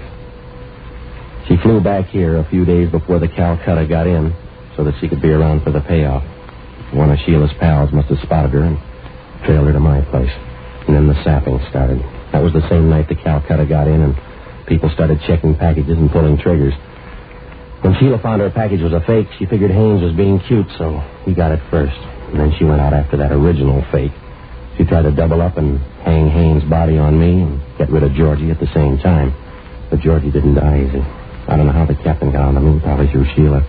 But her Gunsel friends took care of the first mate with a knife when he got anxious. Well, when the dust lifted and they counted cold noses, it was a real devil's game. Wherever he was, Georgie's old man must have been holding his sides and rolling in the aisles. Yeah, a real plum. And Sheila found out when you get close enough to the seed, the taste gets bitter. Well, Hellman asked only one question. How come a smart girl like Georgie bought something as stupid as revenge? I don't know. She was a lot better at a lot of other things.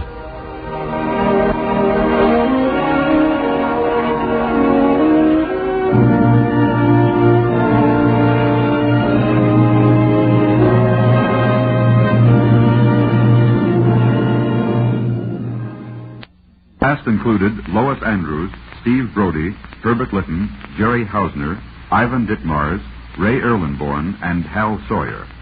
This is a Larry Finley transcription, brought to you from Hollywood.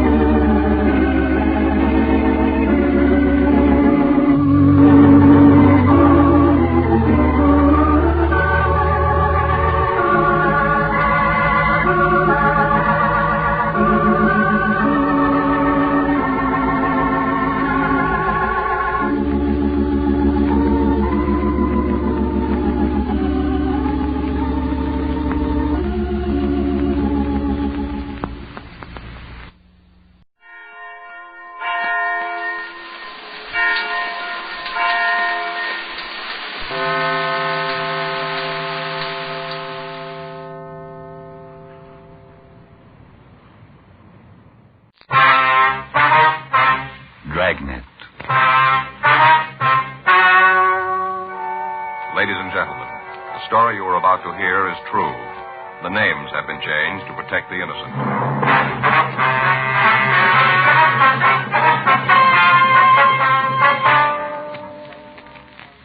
You're a detective sergeant. You're assigned to burglary detail. An organized gang of thieves is working in your city. Their method of operation is clever and fast. There's no lead to their identity. Your job? Stop them.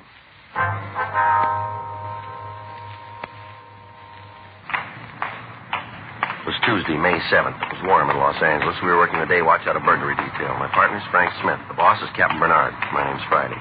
We were on our way out from the office, and it was 9:46 a.m. when we got to the corner of Beverly Boulevard and Fountain Streets. The Brighton Arms Apartments. 12A, isn't it? Yeah.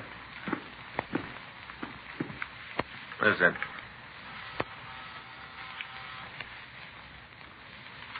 Want to try it again? Yeah. Just a minute. Yeah? Miss Anderson? Yeah, that's right.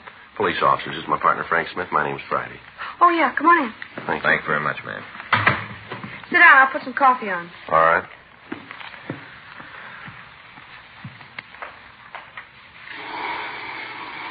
That's the only way to do it, Joe. What? Coffee grinder, hear it? Well, that's what it is, huh? Yeah. You buy the coffee beans and you grind them up as you need the coffee, real fresh. I'm going to get Fay one of them. Great gadgets. Yeah, guess so. You never tasted coffee that fresh, Joe. Whole different flavor. Well, if you say so. Yeah. Wait till I get Fay one. You'll be asked over for the first pot of coffee. That's nice. You got a match? Yes, ma'am. Here. It's about the burglary, isn't it? Yes, ma'am. A couple of questions we'd like to ask. Go ahead. We've got the report you gave the officers last night. Now, this list of stolen property, I wonder if you'd look at it and see if it's right. Here you are. Diamond watch. Yeah. The mink. Yeah, that's it. It's the mink that's important. Took me 3 years working to get that. Sure hope you bring it back. Yes, ma'am. We'll try. Have you got any ideas as to what time the theft might have occurred? Well, near as I can figure, it must have been around midnight. Why do you say that? Well, I got home from work about 11:30. I'm a hostess in a restaurant downtown. Go on, please. Got home, the coat was still here. I hardly ever come into the house without checking on it. You know, it's the only real thing of value I got. Yes, ma'am. Well, there it was, hanging in the closet. I went out to have a cup of coffee and pick up the papers before I went to bed. Whoever took it must have been waiting outside. He saw me leave and then came in. Why do you say he? Well, you said he must have been waiting. Oh, I didn't mean anything special, you know, just a word. I see. Did you see anybody in the vicinity when you left the house? No. Not that I can tell about now. The corner's a pretty busy place, Sergeant. Lots of people around there. A couple of restaurants. Always a lot of people around. I wonder if we could see how they got in, please. Yeah, right back here.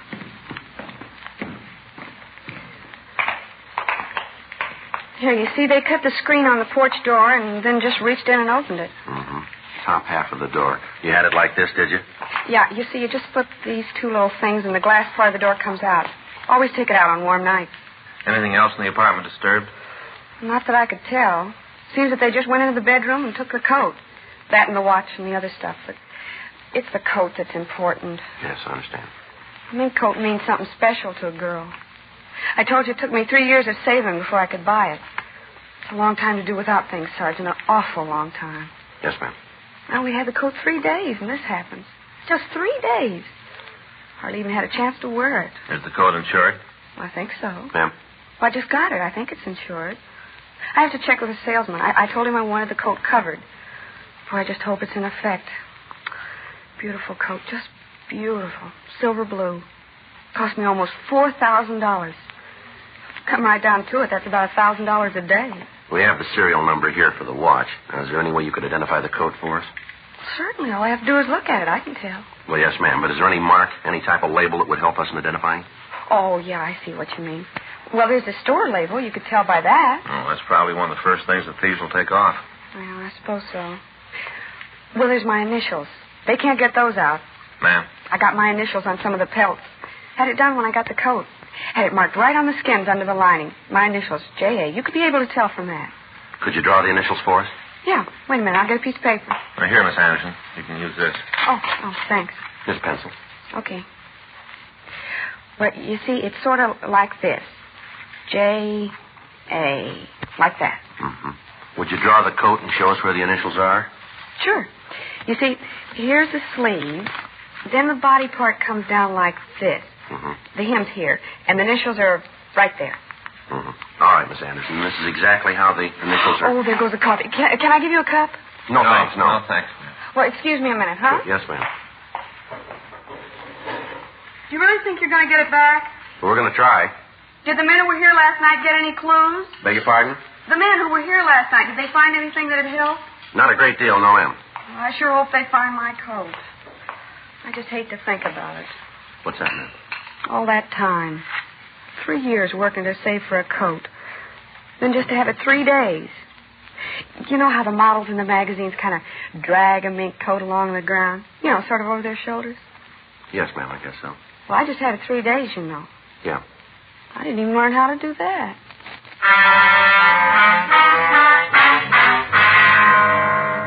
Reports of similar burglaries had been coming into the office for the past 6 weeks. In each one, the method of operation was similar enough to let us know that we were dealing with the same thieves. All of the homes that were prowled were residences. The owners of the houses were always absent. Entrance to the places was made through a rear window. In those cases where the window was open, the screen was cut. Where the window was locked, the pane of glass was broken, and the entrance made that way. The classification of goods stolen was also the same in all of the burglaries. Pieces of jewelry, whatever money was found, and fur coats. The only room prowled was the one where the fur coats were kept. None of the valuables in the rest of the house would be touched. Bulletins had been gotten out to all of the pawn shops in the area on the stolen pieces, but there'd been no replies. The M.O. had been checked with the staff's office, and the possibles that they came up with were checked out. We failed to come up with a suspect. The investigation of the crime lab on the scene had produced no tangible evidence. Frank and I had gone over the burglary reports time and time again, trying to find something that would tie the thefts together. None of the victims were acquainted with each other. They all lived in different parts of the city. The coats were bought from different retailers, and yet within a week of the time the coat was purchased, it would be stolen. Friends of the victims were checked. In most instances, we found that they didn't even know the victim had been in possession of the article stolen. On the night of May 6th, another burglary was reported. Among the stolen articles were a mink stole and a full-length natural mink coat. The coat had been purchased only 3 days before the theft. The victim had worn it in public only twice. After going over the physical evidence at the scene and talking with the woman, we were no further than we had been. Saturday, May 11th, Frank and I checked into the office. Another one that doesn't go anyplace. Yeah, you want to get the reports out? Yeah. You know, Joe, there's got to be something to tie them all together, something in common. Well, if we come up with that, maybe we got the answer. You see the bunch down by Chief Brown's office when we came in? Yeah? I recognize one of them. Yeah, who? Insurance man.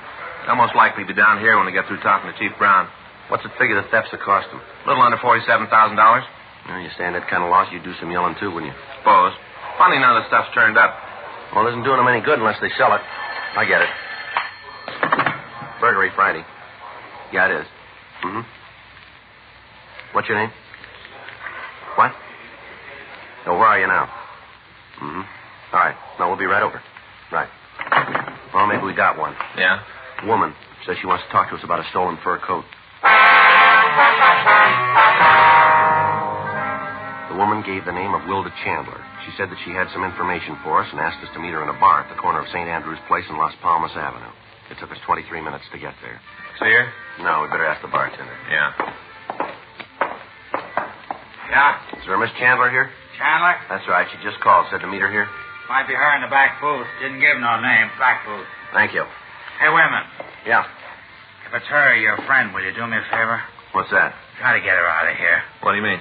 Get her out of here. All she's been doing is sitting back there playing that song. Playing the song, ordering doubles. We ain't got a girl in here this time of the morning. I got to carry the orders back to her. Got a lot of other stuff to do. All right, we'll see about it. Well, if you can't get her out, at least talk her into sitting up here at the bar so I don't have to walk, huh? Yeah, sure. Thanks. Miss Chandler? Sit right down, boys. Been expecting you. All right. This is my partner, Frank Smith. My name's Friday. You just bet you. Glad to meet both of you. Talked to you on the phone, didn't I? Yes, ma'am. Yeah, never forget a name. How about a drink for you two boys? No, ma'am. Thank you. Should have a couple. Seems to make everything a lot better. I may have several more. You said something about some information on some stolen fur coats, is that right? Yeah, and I got it. Old Max, he's going to be sorry. Old Max? Hear that on the jukebox? Melancholy mood. Hear it? Yes, ma'am. Our song. Is that right? You just betcha. Old Max, our song. partner that goes, gone is every joy and inspiration. Tears are all I have to show. No consolation. So old Max left me. Tears in his fur coat. Who's Max? You fellas sure you don't want a drink? No, ma'am. No, Max, just the tears in the coat. See? This is it. What do you think of it? Very pretty. Well, that's a lie. It's a lousy coat, and you know it. You want to tell us about the stolen coats, please? Here, I've been working for Max almost 2 months, and I just found out. Guess you think that's pretty dumb, huh? Well, maybe if you tell us about it. 2 months. Matter of fact, I just got the message last night, Friday, May 10th, 1:22 a.m., if you want to be exact. That's when I got the message about old Max. Now, look, miss, you called us and said that you had some information on some coats. Now, I wonder if you'd be kind enough to tell us about it. You just betcha. Would you put this in the jukebox for me? Play number B7. Huh? Yes, sir. B7, huh? Yeah, melancholy mood. Old Max and my song. You know what? These are no good. A real no good. This Max, has he got something to do with the burglaries? You just betcha. Old slick Max, he's a pistol. Yeah. Say, how about a drink? No, thank you. I didn't mean for you, for me. Suppose you tell us about Max and the furs, would you, please? If that's the way you want it. Max is a thief. Yes, ma'am. Well, you know him? I don't know. A thief. Worked for him 2 months, even thinking about marrying him. All the time he's a thief. What's Max's last name? Barrett. Thanks for playing the song. It's real nice. That's B7. What about this Max? Told me how I was going to wear mink, and this is what I end up with. Now, look, Miss Chandler, if you have some information for us, we want to hear it, but we haven't got time to sit here and keep you company. You think it's all a gag, huh? You just think I'm lonely, so I called you. That's what you think, isn't it? Why don't you tell us? Well, it isn't a gag. I can tell you all about the coats, all about them. Yes, ma'am. That's why we're here. Would you go ahead? Well, I'm a hat checker on a restaurant out in the country. It's a good racket. Got the job about 3 months ago. Doing real well at it. Then I meet this Max 2 months ago. Old Max walks in. Yes, ma'am. Gives me the big pitch. How he thinks I'm so pretty, all that kind of stuff, you know? Go ahead. Well, he really piles it on. How he's got a big deal cooking, and as soon as it comes through, him and me's going to get married. Tells me that while he's waiting for the deal to gel, he's selling insurance. Old Max selling insurance. Pretty funny, huh? Well, he tells me that the hardest thing about selling insurance is the contacts. You know, getting to meet the people who need it. Contacts. Yeah. And that's where I come in. You see, old Max, he doesn't sell insurance on people, not like on their lives. He doesn't sell that kind. Mm-hmm. He sells what they call personal property insurance on things like rings and coats, stuff like that. You with me? Yes, ma'am, so far. Go ahead. Well, he tells me that if I'll help him with his contacts, he'll cut me on his percentage. Says all I have to do is tell him when some woman comes in with a new coat. Her name and address, and he'll go see her and make the sale. It's me simple. All I got to do is get the names and addresses. Did you do it? Sure. How dumb can you get? I gave him the names and addresses. I knew there was anything wrong. Can you tell us what names you gave him? I got every one of them. Got them at home. You can have them. When'd you find out he wasn't an insurance salesman? Last night, 1:22 a.m. I wasn't feeling so good, so I took off from work. Went by his place. Old Max was just coming in. Got the car parked out by his garage. The backseat is loaded with fur coats, all kind of other stuff. Watches, jewelry. That's when I knew he was a no-good. Oh, Max, a pistol. A real no-good. Yes, ma'am. What happened? Well, I asked him about the stuff, where he got it. Yeah? He told me all about it. How he'd been stealing. How all the names I'd been giving him were his sucker list. How as soon as I'd give him the information, he'd lift the stuff. All that time. 2 months, and I figured he was an insurance salesman. You know what he's doing with the coats? What? Was he selling them? Sure. He's got a regular order business. You call up and order a blue mink coat. If you want a platinum stole, just call Max. You'll have it. Is he disposing of it here in L.A.? Not old Max. He's too smart for that. Ships the stuff east. Is that right? Didn't I just tell you it was? You just betcha. Max gets an order, and he goes out and he fills it. Then he gets a hold of some young kid and offers him a trip to the east. Maybe Chicago, Detroit, New York, wherever the delivery's supposed to be made. Gives the kid a plane ticket and sends him on the way. The carrier know what he's doing? Oh, no. Max just gives him a suitcase and tells him where to deliver it. How'd you find out about the operation setup? Old Max, he told me. Said that since I found out, he'd have to cut me in. Give me all the scoop. Barrett ever been arrested? I don't know, maybe. You any close friends in town, do you know? I guess. Never saw none of them myself. You want to show us where he lives? Sure. I want to see him get his. After the way he lied, ain't nothing too bad for him. Oh, Max, a pistol. He sell all the stolen goods? What do you mean? Well, do you know where the stolen coats are and the rest of the things? Must be in his apartment. Can't think of any other place it'd be. Gotta be there. Do you know if he's there now? He should be. He don't ever get up before noon. Should be there. I just want to see you get him. Lousiest trick in the world what he did to me. Yeah, what's that?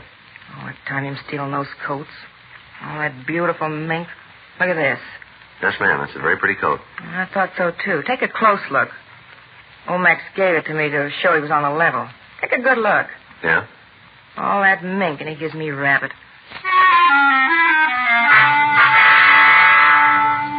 Before we left the bar, we put in a call to R&I asking if Max Barrett had a police record. The office told us that there was none in our files. We asked that a teletype be sent to George Brereton at the CII office up in Sacramento. We also had the name Wilda Chandler checked. She had no record in Los Angeles. 11:20 a.m. We got Barrett's address from the Chandler woman, and then we called a radio car.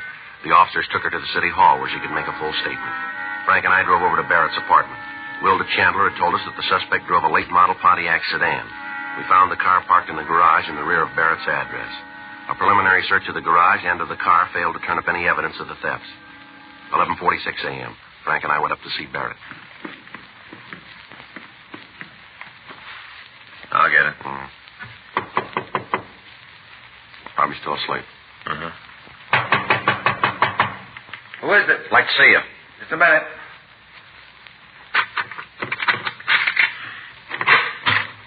Yeah? You Max Barrett? Yeah, who are you guys? What do you want? Police officers. We'd like to talk to you. Get out. Hold it. All right, now come on your feet, Barrett. What's this all about, anyway? What are you guys doing breaking in here like this? You want to check the closets, Frank? Right. You got no right to come in here and do this. What are you looking for? I got nothing to hide. You didn't act that way when we came in, did you? How'd I know you were real cops? You read all the time in the papers how guys say they're cops and then break in and rob people. That's what I thought you were. Phony cops. We showed you our identification, didn't we? Well, how'd I know it was real? I never been mixed up with the law before. How'd I know you were really cops? How about it? Place is clean. Sure, it's clean. What'd you expect to All right, find? come on, get dressed. We're taking you downtown. For what? We want to talk to you. Any talking you got to do it here. I'm not going any place with you. You just keep believing that, mister. Now get your clothes on. Come What on. are you arresting me for? Suspicion of burglary. Are you serious? Get dressed. Okay, you take me in, book me. But you're going to be in real trouble, cop, because there's one big problem. Yeah? You can't prove it.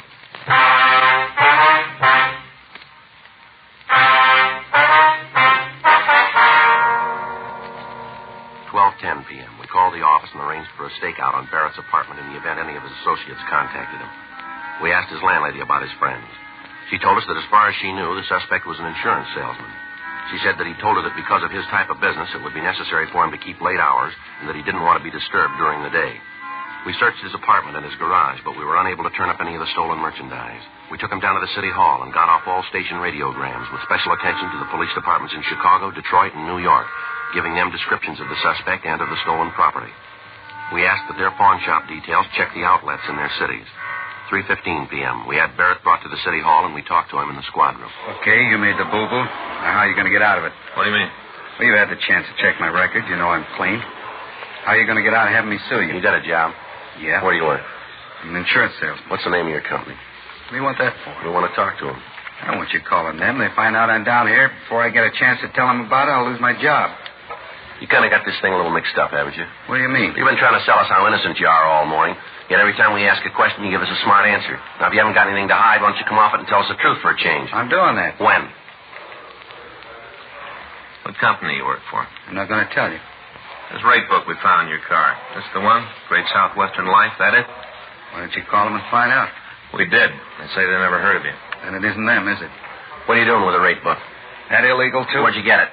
Friend of mine. I like to check the prices of other companies, keep abreast of things. What's the friend's name? You know I'm not going to give you that. Hey, who put you on to me, anyway? You said it yourself. We're not going to tell you. But it was that Wilda broad. Who? Who's playing cozy now? Wilda Chandler. She's the one who told you to pick me up, isn't she? Does she have a reason to do that? She might think so. Why don't you tell us about it? I tried to help her out, give her the chance to earn some extra money. Told her I'd give her $5 for every prospect she turned over to me who bought some insurance, and it worked good for a while. Then she started boozing it up. Got to be a real lush. Couldn't trust her anymore. She was giving me a list of bad names, making them up. I had to get rid of her. Yeah? Gave her a coat and called it quits. How about these names she gave you? You got a copy of them? No. Turned out they weren't any good, so I threw them away. Frank? Yeah. You hit that list? Yeah, here you go. Listen to these. See if they sound like the people Wilda told you about. Pauline Bunnell, Myrtle Briggs, Mrs. Mildred Carlson, Miss Jane Anderson, Alice Beckworth. How about it? You recognize any of them? She's the one, isn't she? Lousy bus. She's the one who told you, isn't she? Recognize the names? Yeah. Every one of those people have had a burglary in their house in the last month. There's a lot more names. Why don't you cop out and tell us the truth? I got nothing to say until I see a lawyer. Joe, see you a minute. Yeah, I'll send right away. What do you got? Kid says his name's Jim Nelson. Picked him up out at Barrett's place. Anything on him? Suitcase. Here it is. A couple of fur coats inside of him. What about Nelson? Checked him. Got a record listing 2 burglary arrests, 1 conviction. Where's he now? Got him over in an interrogation room. Who's with him? Rubles. Any trouble? No. Walked in and we took him. Says he wants to see Barrett. Thought maybe you'd want to talk to him first. Yeah, I do. Be right back, Frank. Okay. Let's go. Anything on the coats? Haven't had a chance to check them yet. Brought the Nelson kid right in. Anybody out at Barrett's now? Yeah, we called the team before we left. Okay, thanks. I'll call you. Right. Hi, Rubles. Thanks. All right. Olson, I'll be down the hall if you need anything, Joe. Right, thanks. Your name Nelson, is that right? Yeah. Where'd you get the suitcase? Barrett gave it to me. When? A couple of days ago. I was supposed to take it to Detroit. What happened? I didn't make it. Got to thinking about how he was willing to pay my expenses back there just to take the suitcase. Got to wondering what was so important. Opened the suitcase, and when I saw what was in it, I didn't want any part of it. Tried to give it back to him. Cops picked me up. Uh-huh. You know where he got the coats? No, I don't want to. Anytime a guy's willing to pay expenses back east just to deliver a suitcase, there's something phony about it. I want no part of the action. You know I got a record. I only stood 1 conviction. I'm trying to keep clean. You got Barrett here now? That's right. You going to hold him? Yeah. I'd like to see him for a minute. Why? I'd like to tell him what I thought about the deal he tried to pull. Telling me how he was my friend. All the time getting me to carry the stuff for him. Can you fix it up so I can see him? Yeah. Come on.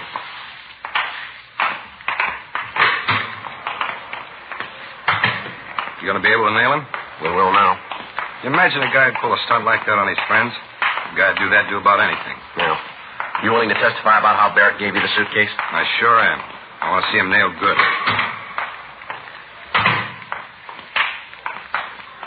Barrett?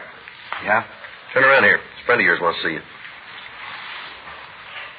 What are you doing here? Thought I'd be in Detroit by now, didn't you, Max? Just keep your mouth shut. They got nothing on us. Watch him while I get the suitcase for you. Yeah.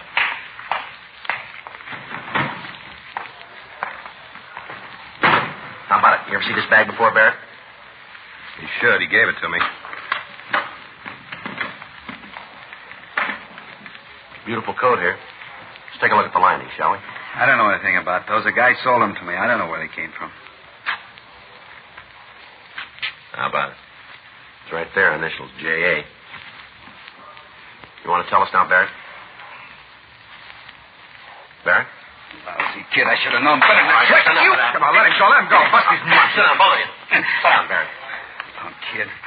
Going good until he stuck his nose into it. All going good. How lousy can a deal get? Well, I wouldn't worry about it. What? You're going to find out.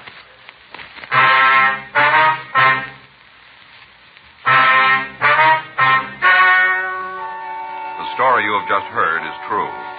The names were changed to protect the innocent. On September 18th, trial was held in Department 97, Superior Court of the State of California, in and for the County of Los Angeles.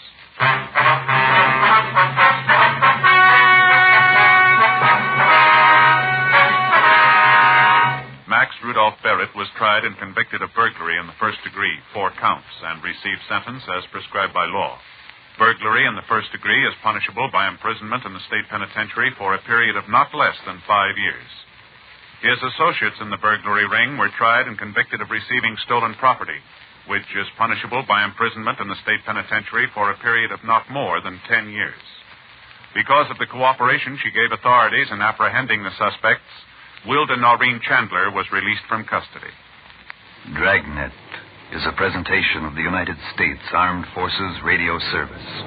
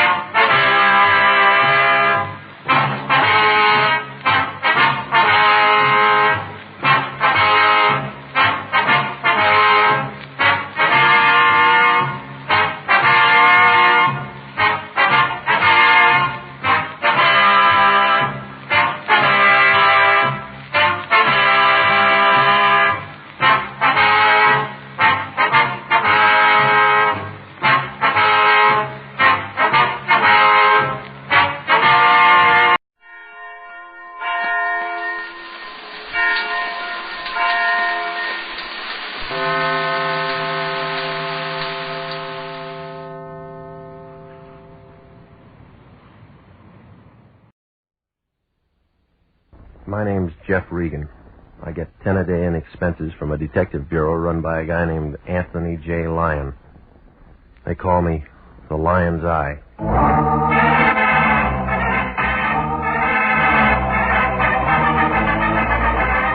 With Jack Webb as Jeff Regan, Investigator, stand by for hard-boiled action and mystery and thrilling adventure in tonight's story of The Man with the Key.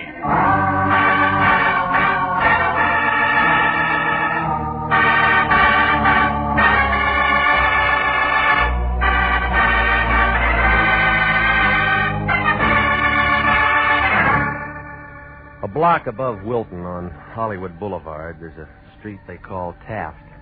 It isn't very long. About 48 palm trees and a couple of bad sewers. It figures that the guy who laid it was nearsighted. He didn't see the hills 3 blocks away. Got kind of a tired look, like an old lady who's been moving furniture. There's a dirty gray apartment house on the right-hand side of the street. That's my place. 308. A low ceiling and a leaky faucet. A telephone that rings at the wrong time. It was last Monday night, about 11 o'clock. I was in bed listening to the party next door when it rang. It was the Lion. Regan, get your clothes on. That the way you sleep? You're going to be busy. We got a new client. Well, tell me all about it in the morning. Special messenger came to my place 15 minutes ago with a C note. Any good? It was from somebody named Dora King. Well, who's that? That's what you're going to find out. I can see better in the daytime. She's waiting for you right now. Oh, yeah. At a place on La Brea called the Southerner. Should I take my banjo? Don't be funny. She wants to talk to you, so get over there. Well, what does she want to talk about? How would I know? Well, don't you ever check into things? That's what I pay you for. All right, where's last week's salary? You'll get it. When? As soon as I find out if your expenses were legit. Now get busy. That all? No, call me right after you've seen her. Why? I want to know what's what. You mean you want to know if she can afford more than a C note? You're getting out of line. That's what they told Gypsy Rose Lee.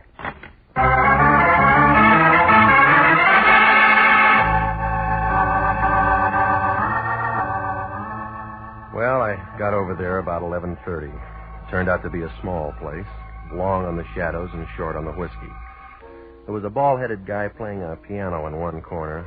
I guess he'd been inside for a long time, because he'd never been out for a music lesson. The bartender was the only other guy in the joint. His name couldn't have been Dora King. So I went to work on a straight shot and waited. 2 drinks later, a girl in a black dress walked in. She took in the piano player and the bartender and me. I won. She started toward me with a slow, easy kind of a walk, like a panther looking for breakfast. When she oozed onto the stool beside me, the bartender got damp all over. The air conditioning wasn't doing him any good. What'll it be, miss? Make it the same as his. Okay, bourbon and water. Got a match? Yeah? Got a cigarette? Mm-hmm. Got a name? Maybe. I'll bet it's Regan. All right, you got that much. My name's Dora King. I'm sorry I'm late. You ever on time when you meet a guy? No. Your money, you can spend it any way you want. You always this nice to customers? I don't get paid to be nice. What do you get paid for? Have you got a story? I haven't had my drink yet. Hey, you. Coming up. I'm jet propelled. Here you are, miss. Hey, hot night, ain't it? You waiting for the weather to change? It ain't gonna change in here, brother. What's your first name? Jeff. I don't like it. Neither do I. I'm going to call you Regan. All right, let's start calling. Have you got a license? Covers up a hole in my wall. Have you got something that says you're what you say you are? All right. Here. The Lion's Eye. 6 feet, 170. Brown eyes. You fit? Yeah, I got a mole on my left shoulder. Let me feel. You pass. Okay, you won the toss. Let's kick off. Well, this isn't where we play. We'll go in my car. Where? You'll find out when you get there. Maybe I won't like the field. You trust me, don't you? No. Good. Fill her up again? We're just leaving. Floor show starts in a couple of minutes. That piano player going to be in it? Yeah, he's my brother. He's going to play something he wrote himself. Any good? Stinks. Maybe you better go.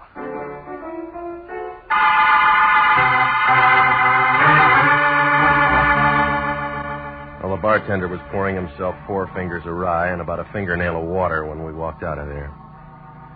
We climbed into a big Nash convertible, parked in front of the place, and headed for Santa Monica Boulevard. Then we turned east, past Western, down to Vermont, and south to Marathon. All at once, we were climbing a hill on a dark street. That gave us a view of the city. 20 years ago, a real estate broker might have had something, but now it was just an old neighborhood with a sad look, like a toe dancer with a short leg. Nobody said anything. I was beginning to have a feeling that maybe she'd forgot her compass when she slowed the car down. She pointed to a 2-story house in the middle of the block, and I nodded. Then she shoved the car in second and spun around the corner and came to a stop. I got out and walked around to let her out. She didn't move. End of the line. Short fare. Time for you to go to work. What kind of work? The white place back there, 3936. You saw it? It came through. It's a boarding house. I already got a room. On the 2nd floor, number 10. Knocked twice. Prohibition's dead, lady. There's a man there. His name's Bender. Ben Bender. That'll wake him up. He's expecting you. You're quitting? My job's finished. You're the new help. Well, what do I do? He'll tell you. That all? One thing more. Come here. Yeah. Part of my fee? That's extra. I don't generally get tipped. Just for luck. You act like I'm going to need lots of it. You are. When do I see you again? You don't. Goodbye, gorgeous.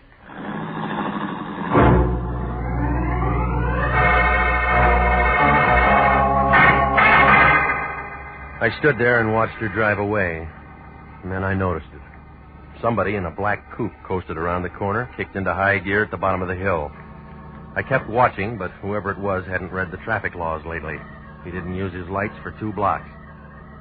Oh, it registered. He was on a tail job, and Dora was nice to tail.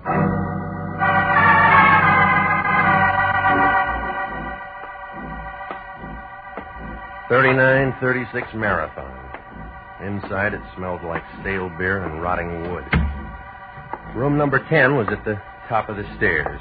The door was already open. A thin guy with a hungry look was sitting on the edge of the bed. He was all bones. He didn't get up when I came in. He just kind of looked at me, and his eyes were full of water. All of a sudden, he pulled a bandana out of his pocket and began coughing. You're sitting in a draft. All my life. You Regan? A girl with warm lips said I'd find you here. Thanks for coming. Sit down. Hey, just got back from a trip. Up north? Yeah. Sanitarium? State said I needed a cure. Did it take?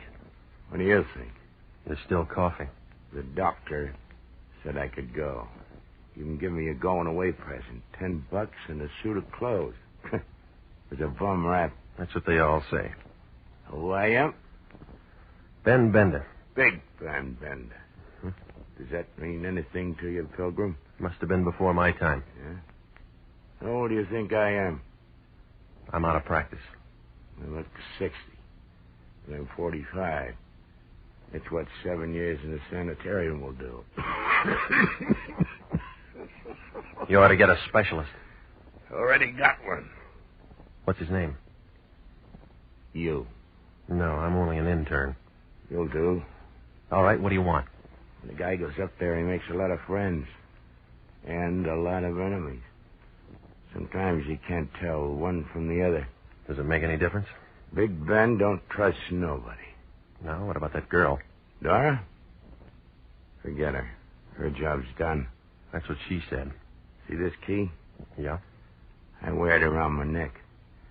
I worn it for 7 years. You'll wear it for the next 7 hours. Why? Them friends and enemies I was telling you about. What does the key fit? My safety deposit box at the American Security Bank. You meet me there. Tomorrow, the 10th. What if I oversleep? Stay up all night. I'll pay for the no-dose. Just be there. After that? Then your job's finished. It's off this door you ever made. Look, now, you kept this key 7 years. Why can't you keep it for 7 more hours? My business. What's in the box? My business. Okay. Any of those friends or enemies drive a black coupe, white sidewalls? I don't know. Why? My business.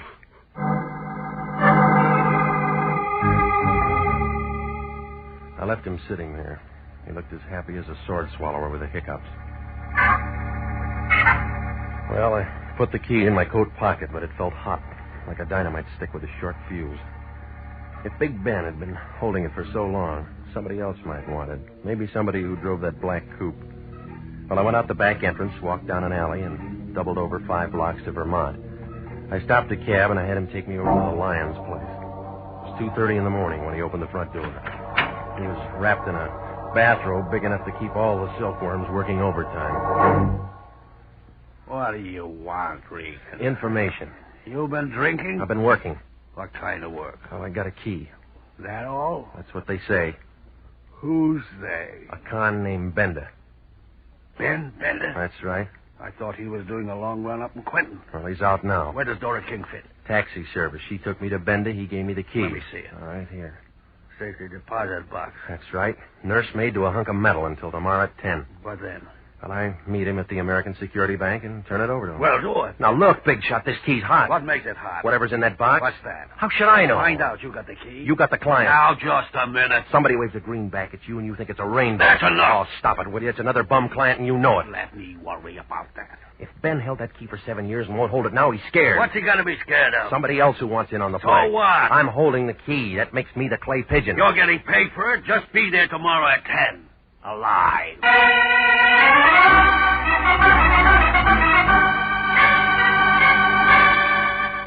Well, I left the Lion and went out to the street. Nobody was there. I hailed a cab, and he let me off in front of my place. Nobody was there. I opened the front door of my apartment. Nobody was there. I began to feel like a good bet for the Lonely Hearts Club. It was a good feeling. I sat up all that night waiting. Nothing happened. I felt about as popular as a bald-headed chorus girl. Nobody made a play.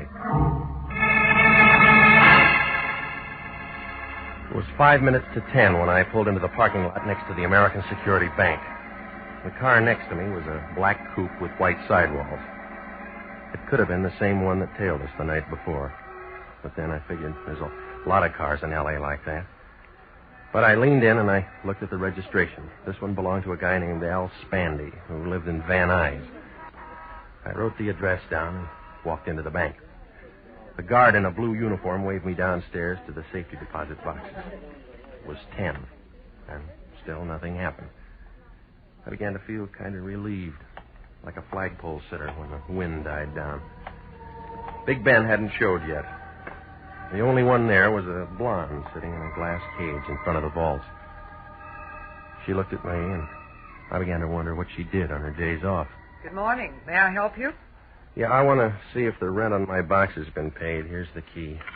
60B. Just a minute. I'll take a look. 60B. 60B's all paid for. Well, I guess my partner must have taken care of it. This isn't a joint box. You're the only one who can get into it, Mr. Bender. Would you like to go in now? No, I'm waiting for somebody. We're all waiting for somebody. I'm waiting for a man. So am I.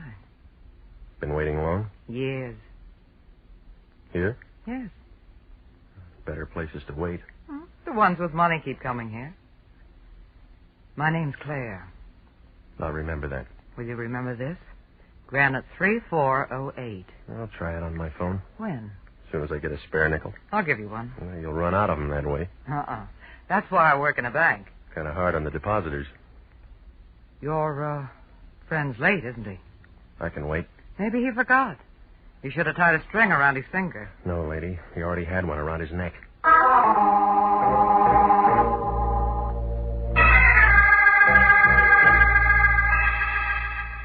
Well, she went back to copping nickels, and I sat down in one of the plush chairs and waited. 10:30 came, 11 came, Bender didn't. I began to get an uneasy feeling, like a bubble dancer with a slow leak. At 11:10, I couldn't take any more waiting, so I left to head for Bender's place. Outside the bank, a thin guy with a sharp head was hawking papers. I slipped him the nickel that the blonde had given me, and he handed me a Daily News. I wanted to see what a horse named Larry R. had done at Belmont. I didn't get beyond the first page. Benda's picture was there, right next to Governor Dewey's, only Ben wasn't running for office. They found him in his room full of bullet holes. I guess he finally got a cure for that cough. I took my car out of the lot and headed for home. I mixed myself a tall one, and I was just getting to the bottom of it when a couple of guys kicked my door open. Regan? Yeah. I'm Lieutenant Anderson, homicide. This is Sergeant Pinelli. Hi. Don't you guys believe in knocking? My knuckles are sore. Nice stuff. Well, help yourself. It's out in the kitchen. Don't drink on the job. Pinelli? Me neither. You boys should have told me you were coming. I'd have called some girls. Not on the job. Pinelli? I got a wife. All right, Regan, find your hat. What for? Well, you want to look nice. We're going downtown, you and me and Pete. Right, Pete? Right, Andy. No, it's too hot there. We thought of that. We'll give you a nice, cool place, won't we, Pete? Sure will, Andy. You got a warrant? No, we just figured you might want to tell us why you did it. Did what? Tell him, Pete. Knock off Ben Bender and burn his feet. You're out of your mind. Regan, we know you saw Bender last night. We know you got out of a car on the corner and walked up to his place. We know you were the last one to see him while he was still alive. You got a witness? Pretty one. A girl told us. Oh, you're trying real hard, Anderson, but you haven't got anything. If you were the last one to see him alive, you're the first one to see him dead. That's how we figured. Did you figure on a guy named Al Spandy who drives a black coupe? I never heard of him. And how about a dozen other hoods who knew Bender? Now you're trying hard, Regan. You haven't even got a foundation. We got the whole building. It'll never stand up. We'll see. All right, you tell me why I did it. You private eyes get folders on bank jobs. I get them from Charles Atlas, too. Bender was in on an $80,000 heist 8 years ago. He went up for carrying a concealed weapon, but the money was never found. You know that the Imperial Bonding Company's offering $5,000 for the recovery of that dough. You're lying. Don't make any dates tonight. You're not going to be available. All right. The Lion will tell you I was working on a case when I saw Bender. Oh, we already talked to the Lion. Well, what did he say? He says he hasn't seen you for 5 days. You are listening to the story of the Man with the Key, tonight's adventure with Jeff Regan, Investigator.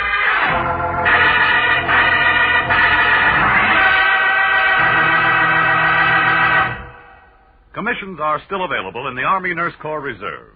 If you were a graduate registered nurse between the ages of 21 and 45, you may be eligible for a commission in the Army Nurse Corps section of the Regular Officers Reserve. These commissions are still available, and those who meet the high standards and qualify may elect active or inactive status.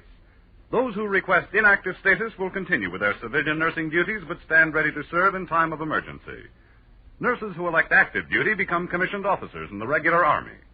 If you believe you qualify for a commission in the Army Nurse Corps Reserve, apply to the Adjutant General, Washington, D.C. And now back to the story of the Man with the Key and Jeff Regan, Investigator.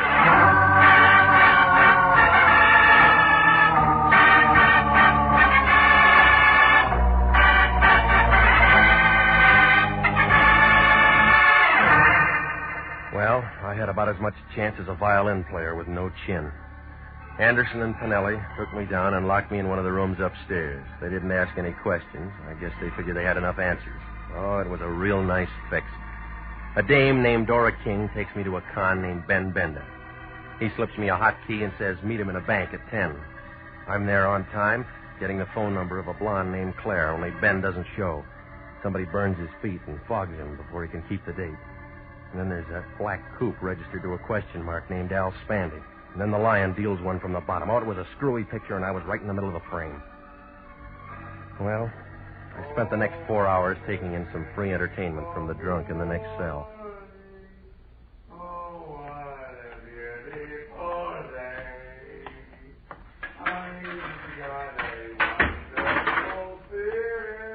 Okay, Regan, on your feet.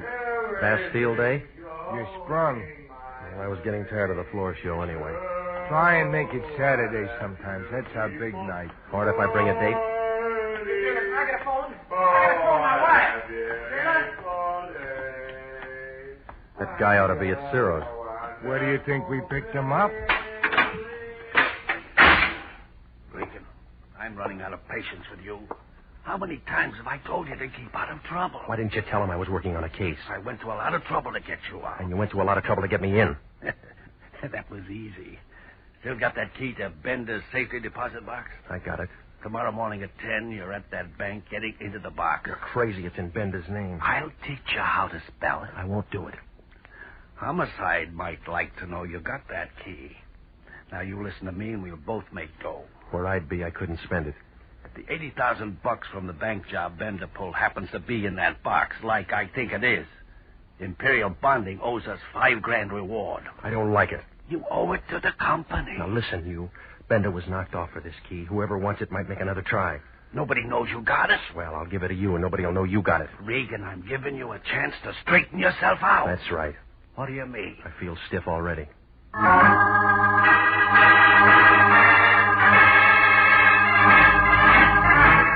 Well, it was a triple play. Homicide to the Lion to the Black Coupe. I went home to wash off some of the jailhouse Lysol. When I walked in the front door, I had company. A gray flannel suit with a yellow tie was sitting on the edge of my bed. Both hands were full. The whiskey was mine. The gun was his. When he saw me, he set down the bottle and walked over and put the gun right against my neck. It felt cold, and I got kind of nervous, like a hula dancer in a forest fire. Hiya, Regan. Been waiting for you. You like my liquor?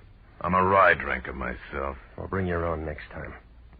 That ain't being sociable. You weren't invited. Huh. How could I have been? You don't even know me. You're Al Spandy. You drive a black coupe. What'd I have for breakfast? Egg, and it's all over your tie. You look hot, Regan. You have to hold that gun there. Right there. Same one you used on Bender? The same. All right, now, gimme, Regan. I told you, I don't have any rye. Where's the key? I don't use one. My door's always open. I'm talking about that key you got from Bender. I don't have it. Do you hear any music? Yeah, but I'll sit the next one out. No, you won't. This is a men's cheat. I'll step on your toes. I don't mind. It's a polka, and I want to do it with you.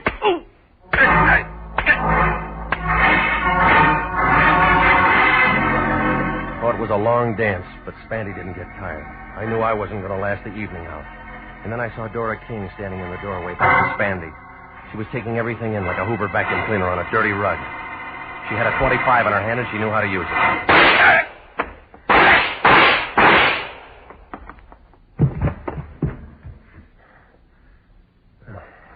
Thanks for cutting in, lady. I had to do it.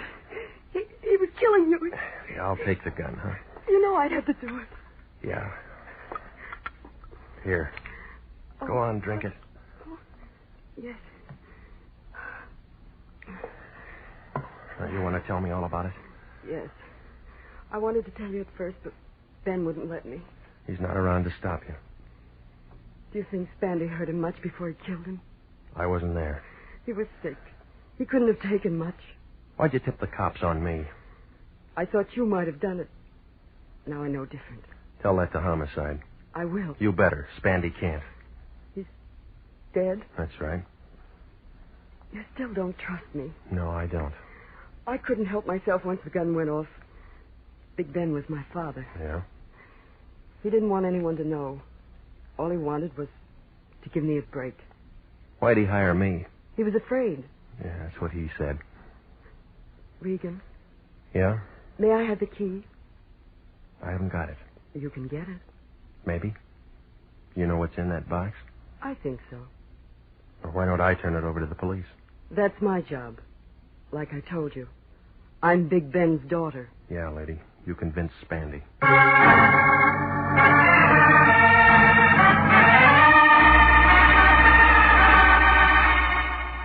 Well, I called Homicide, and Anderson and Pinelli handled it.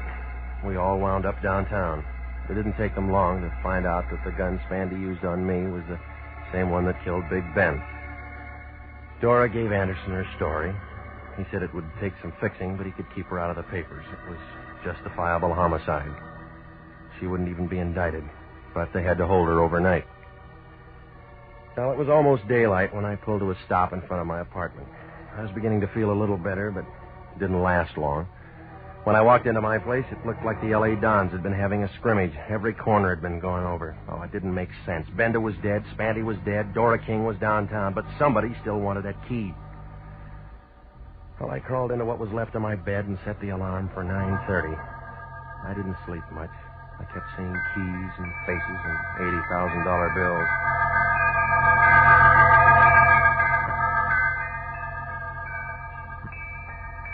Ten o'clock the next morning, Dragnet 3408 was still sitting behind the same desk near the same safety deposit vault. She gave me the same look. I waited for you to call last night. I spent the nickel. On a doctor? I'd like to get into my box. All right, Mr. Bender, sign here. All right. There you are.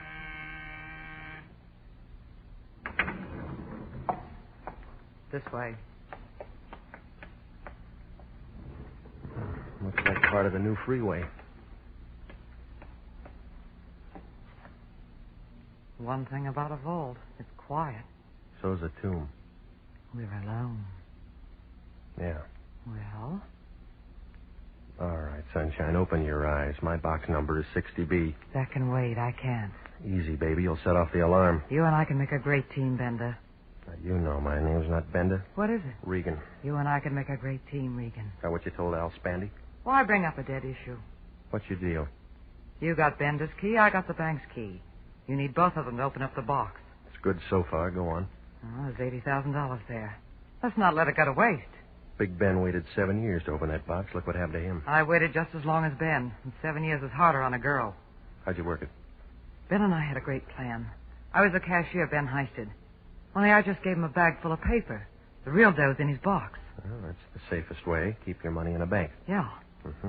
And when it cooled off, both of you go in and pick up the dough together. That's the way it was supposed to work, only Ben was dumb enough to get himself picked up and tucked away for 7 years. Oh, you made real good partners. Nobody trusted anybody. I trust you. That why you went through my place looking for the key last night? Oh, girls got to use their head. Besides, you might have been home. Ben and Spandy are dead. We don't have to worry about either of them. The money's still here. We got the keys that'll open the box. Can you add that? Yeah. What's the answer? About 20 years. What do you mean? That bonding company will see that you get the full load for grand larceny. You wouldn't turn me in. Don't make book on that. You and I'd make a great team, Regan. We can't lose. That's what USC thought.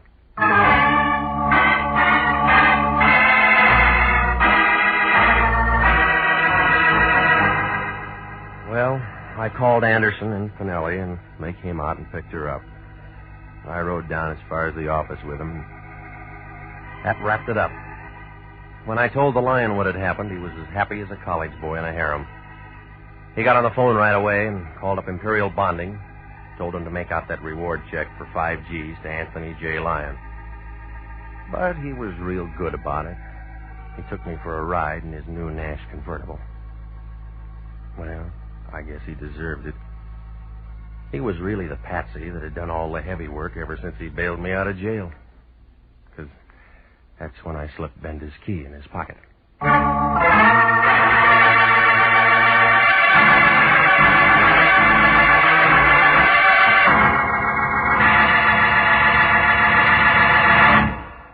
Jack Webb is featured as Jeff Regan with Herb Butterfield as Anthony J. Lyon. Jeff Regan, Investigator, written by E. Jack Newman and Larry Roman, produced by Sterling Tracy, is heard each week at this time over CBS. Tonight's cast included Ken Christie, Yvonne Patey, Marvin Miller, Paul Frees, and June Martell.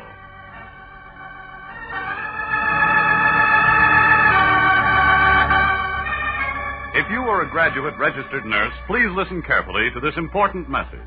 29,000 nurses are needed to join the new Army Nurse Corps Officers Reserve. All nurses who receive reserve commissions will benefit from the opportunity for specialized training offered to them by the Army. Inactive reserve status will not interfere with the nurse's civilian life, but the educational opportunities offered her by the Army Medical Department will be of great advantage. For further information, drop a card to the Adjutant General, Washington, D.C. Original music for this program is by Dick Arant. Bob Stevenson speaking. This is CBS, the Columbia Broadcasting System.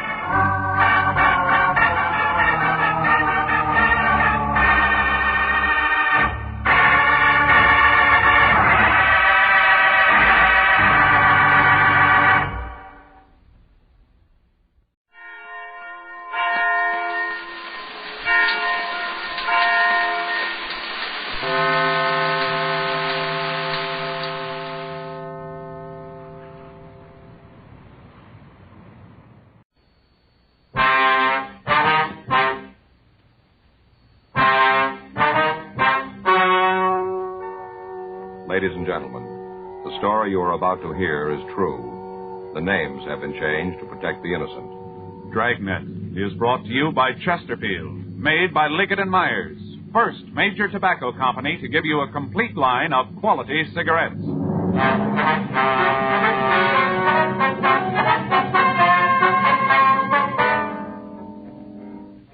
You're a detective sergeant. You're assigned to robbery detail. You get a call from an informant telling you that 3 known gangsters have moved into your city. You don't know who they are or why they're in Los Angeles. Your job, check them out. To sell a product, you have to make it good and keep it good. What do the latest reports show about Chesterfield? Well, our research laboratory has compared it with the leading cigarettes in the country. Chesterfield is highest in quality, low in nicotine. Another good reason why thousands of people are changing to Chesterfield every day. Smoke America's most popular two-way cigarette. Regular or king size, you will find Chesterfield really mild, really satisfying. Best for you.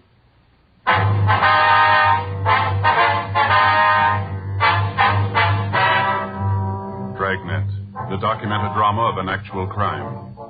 For the next 30 minutes, in cooperation with the Los Angeles Police Department, you will travel step by step on the side of the law through an actual case transcribed from official police files.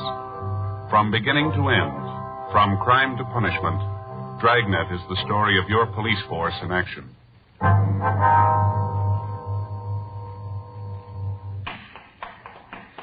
It was Wednesday, August 4th. It was warm in Los Angeles. We were working the day watch out of robbery detail. My partner's Frank Smith. The boss is Chief of Detectives Thad Brown. My name's Friday. We were on our way out from the office, and it was 9:42 a.m. when we got to the Osborne Turkish Bath. Steam room. Hot, isn't it? Yeah. It must be Dell back there. Yeah. Dell? Yeah, who is it? Friday and Smith. Oh, I'll be right with you. Okay. Hey, Joe, did you ever have one of these? Well, what? Turkish baths. You ever had one? No, I never have. I understand they're great for colds. You just sit there and it burns the germs right out. It's great. You ever have one? No, but Armin, my brother-in-law, he takes them all the time. Tells me about how it does for colds. Next time he has one, I think I'll go with him. Yeah, good idea. Hi. Sorry to keep you waiting. We've been having trouble with the boiler. Got to keep a close check on the steam pressure in here. That's okay. Let's get out of here, huh? Well, it won't make me unhappy. It sure is hot, Dell. Go on upstairs. We can talk there. Okay. What do you got for us, Dell? Might not go anyplace, but I thought I ought to fill you guys in on it. Mm-hmm.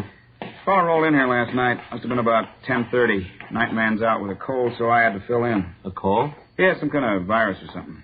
Oh, yeah. Come on, we can talk in the office. Sit down, you. Mind if I go over some of these bills while we talk? No, go ahead. Well, this bimbo pulls in here last night, really carrying a load. I registered him and had Jimmy take him upstairs. Guy's kind of loud, rolling all over the place. I wanted to get him upstairs to a room, figuring he'd sack out and we wouldn't hear no more from him. No.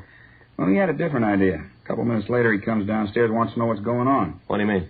Wants to know where the steam room is. Says he's not going to sit in the little room all night. He paid for his steam bath. That's what he wants. Yeah. When he starts to talk about his high-powered friends and this deal they're out to pull, I kind of figure there's something wrong. He tell you who the friends were? No, not right now. Just mentioned a guy named Bud. Kept talking how Bud was going to be sore at him because he got drunk. Must have said it 100 times, how Bud was going to be real sore. Sounded to me like this Bud is the big man in the deal. I see. No idea what the deal is, though, huh? No, most he said was that when they left town, they were all going to have a lot of money. More money than I'd ever seen. You got the name on this guy? Oh, here's the register here. Let's see. Hey, you can see right here. Vernon Carmichael, Los Angeles. Didn't give an address, huh? Once he mentioned he had to meet Bud at a hotel down on South Flower. Didn't say which one, though. Well, Flower's a long street, Dell. That doesn't help much. Didn't give you any ideas at all of what the deal was going to be, huh? No, must be a good one, though. Why do you say that? Well, when I took him up to his room last night, I could see his clothes hanging on a chair. Yeah. On top of his coat, he had a shoulder holster. Looked like a .45 automatic in it. The way I look at it, a guy that's carrying that kind of muscle is figuring on scoring heavy. Did you make any phone calls while he was here? No. Anybody had the room since he left? No, I told the cleanup man to leave it alone. Figure you'd want to go over it. That's a good idea. What time did he leave this morning? Jimmy says it was about 7:30. I figured sure he'd sleep most of the morning. If I'd have known he was going to leave that early, I'd have called you last night. Mm-hmm. Well, we better take a look at that room, Del. Might be able to come up with something that'll tell us who he is. I got something else for you. Yeah, what's that? I mentioned this Carmichael to Jimmy last night. Told him that I thought there was something wrong. Yeah? The reason the guy left so early is that he got a call from somebody. Guess it's the guy that picked him up. Did this Jimmy see who it was? No, did the next best thing, though. Yeah, what's that? Got the license number of the car.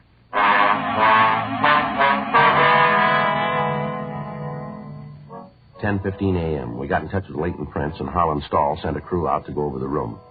Frank put in a call to the record bureau, and he had the name Vernon Carmichael checked. There was no record on anyone answering the description that we'd gotten from the manager of the Turkish Baths. In addition, a radiogram was sent to the Department of Motor Vehicles in Pennsylvania, asking for all available information on the owner of the car bearing the license number that we'd been given. 11:30 a.m. Harlan Stahl's crew finished checking the room, and they told us that they'd been able to lift a complete set of clean fingerprints from a water glass. They were photographed and classified. In checking our files, there was no record of the prints. They were forwarded to George Brereton up at Sacramento to CII and to the FBI in Washington, D.C. 2 days passed. On Friday, August 6th, we got the word from DMV in Pennsylvania that the car was registered to a Howard Nielsen. The radiogram also gave us a description of the car and the registered owner's address in Pittsburgh. On receipt of this information, we got in touch with the police department in Pittsburgh and found that Howard Bud Nielsen had a misdemeanor record.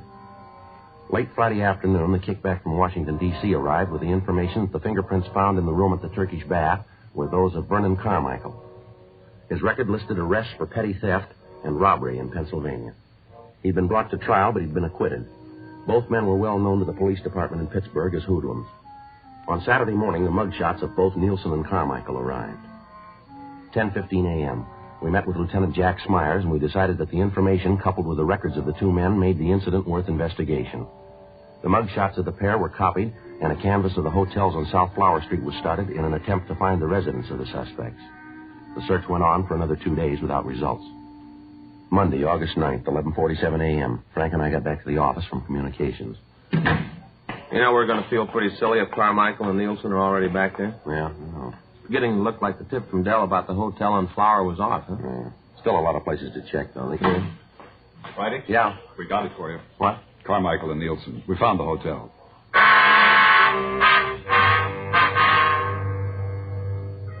At 10:30 that morning, officers Murphy and Rafferty had gotten the first affirmative answer to their questions about the suspects. A room clerk in a small hotel at the corner of South Flower Street and Bunker Hill Avenue had recognized the mugshots of Carmichael and Nielsen.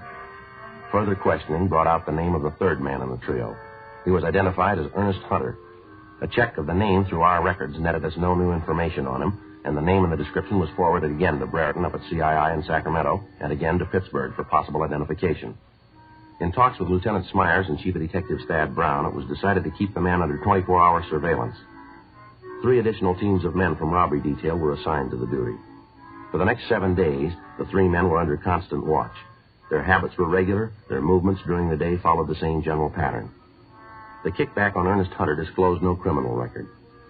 At the end of the first week of watching the men, it was decided that the next step in the operation was to place a microphone in their room so that we might be able to monitor their conversations. Frank and I got in touch with the sound crew at the crime lab, and we made arrangements for them. The necessary permits were obtained from the Federal Communications Commission, and the listening equipment itself was ready. We made arrangements with radio car officers to pick up the suspects for investigation. The sound crew, Frank and I, along with Murphy and Rafferty, stood by for word that the trio was in custody. Tuesday night, 9:40 p.m. Should be getting word pretty quick. Yeah. Red 2 to Red 1. Red 2 to Red 1. Come in, Red 1. That's Murph. Yeah. Red 1 to Red 2. Come in, Red 2. Any word yet? Over. No, not yet. We're all set in the manager's apartment. Monitor to Outpost 1. Monitor to Outpost 1. Come in, Outpost 1. Sounds like they got him. Yeah, you want to take it? Yeah. Stand by, Red 3. Outpost 1 to monitor. Outpost 1 to monitor. Go ahead. Monitor to Outpost 1. Information received that suspects are in custody. Repeat, suspects are in custody. Acknowledge. Outpost 1 to monitor. Outpost 1 to monitor. Message received. Outpost 1 up. You heard it. Now. Red 1 to Red 2 and Red 3. Red 1 to Red 2 and Red 3. You read me, Red 2 and 3? Red 2 to Red 1. Read you.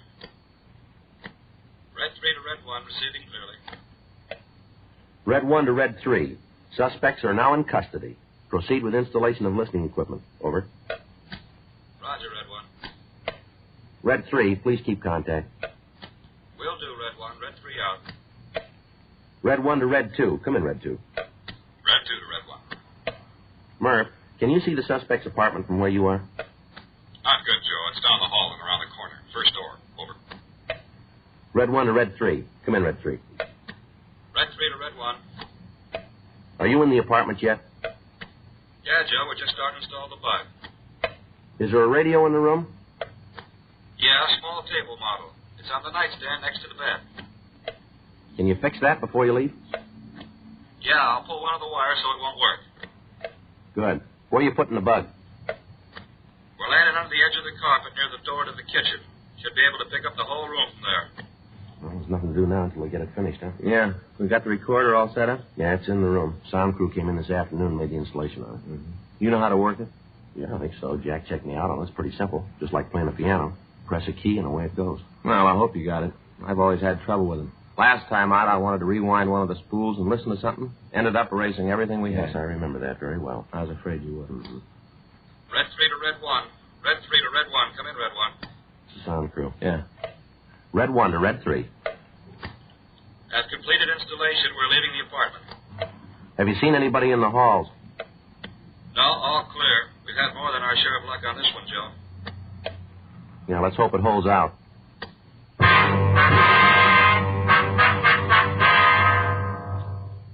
$11:15 p.m. The installation of the listening equipment was completed, and Frank and I, along with Officer Pat Murphy, took up our positions in the room we intended to use as a monitoring post.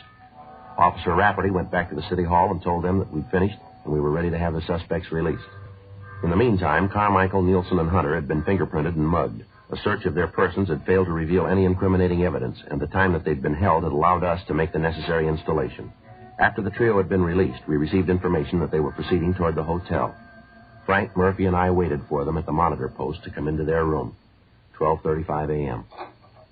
That's them. Get the recorder, huh? Right. You want to take care of the log, Frank? Yeah. See, it's 12:36 a.m. That's it. Lousy deal, boy. Just wanted to ask you some questions, that's all. That's what you think. They had a reason. You're so smart, you tell me why. Ah, shut up. Will you, Carmichael? You weren't such a big man when he started asking you the questions all the time, saying how he was going to tell them all. Why don't you shut your mouth? Probably when you got cranked up with that Turkish bath, that's probably what tipped him. What tip? A couple of uniformed cops stopped us on a routine investigation. They got nothing. Anything on us you think you'll let us go? Well, do you? You think you'll let us go? Oh, why don't you dry up? Hunter? Yeah? Turn on the radio, will you? Get some music? Yeah. And next time you get tanked, come back here, huh? Don't go roaming all over town. That's why they picked us up. You said something. What'd I say? You know what I said, huh? Do you? You being a big man, you tell me what I said to him. They picked me up. Go ahead, tell me. You said something. I don't know what it was, but you shut up your mouth. Hey, Hunter, what's the matter with the radio? I thought you was going to turn it up. I'm fine, dude. I'll keep moving. Don't worry. That doesn't make any difference. Hit the sack. Nice to have you shut for a while. You open your mouth anymore, you got more trouble you can handle. That's the way it looks to you. Yeah, it does. You guys don't shut up, I'm going to throw one of you out of here. Now shut up and get some sleep. Good night. Good night. Still wish we got the radio on this. And that's the way it went for the next 5 days. When the men were in the room, they argued continually. They talked about the deal they were working on, but from their conversation, there was no way of learning what they planned. When they left the room, they were constantly under surveillance, but their movements were routine. They took their meals in the same restaurant. They went to movies. They sat in bars, always together. During the time they were out of the apartment, they made no local contacts. They received no telephone calls. They made none. We knew that they were planning something, but there was no way of knowing what it was. All conversation in the room was recorded and listened to over and over again in the hope that we could come up with some kind of a lead. But the time spent in replaying the recordings netted us nothing. From what they'd said, we figured that whatever they were planning would take place on either Tuesday, August 17th, or on Wednesday, August 18th. On Tuesday, 3-way cars were assigned to the streets in front of the hotel, but the suspects acted as usual. On Wednesday, they didn't leave their room. Frank, Murphy, and I continued to wait. On the streets outside, 3 other teams of men were standing by in undercover cars. 9:30 p.m.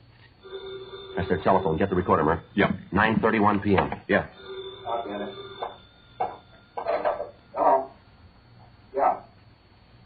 When? Right. Okay, we'll leave right now. Yes. What? Yeah, that's the word we got. Right, we'll see you in about 30 minutes. Right. Hey, how are we going to know you? Yeah. Mm-hmm.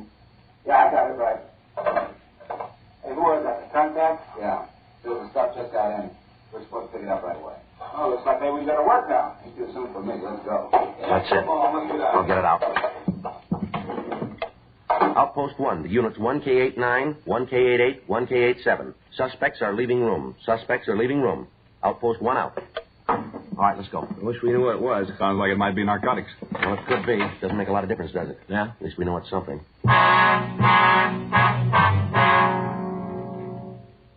By the time we got to the street, the suspects were getting into their car and pulling away from the curb. Frank, Murphy, and I got to our car and followed them. They drove down South Flower to the corner of Palm Drive and turned left. 3 blocks further, they pulled into a gas station and apparently asked directions.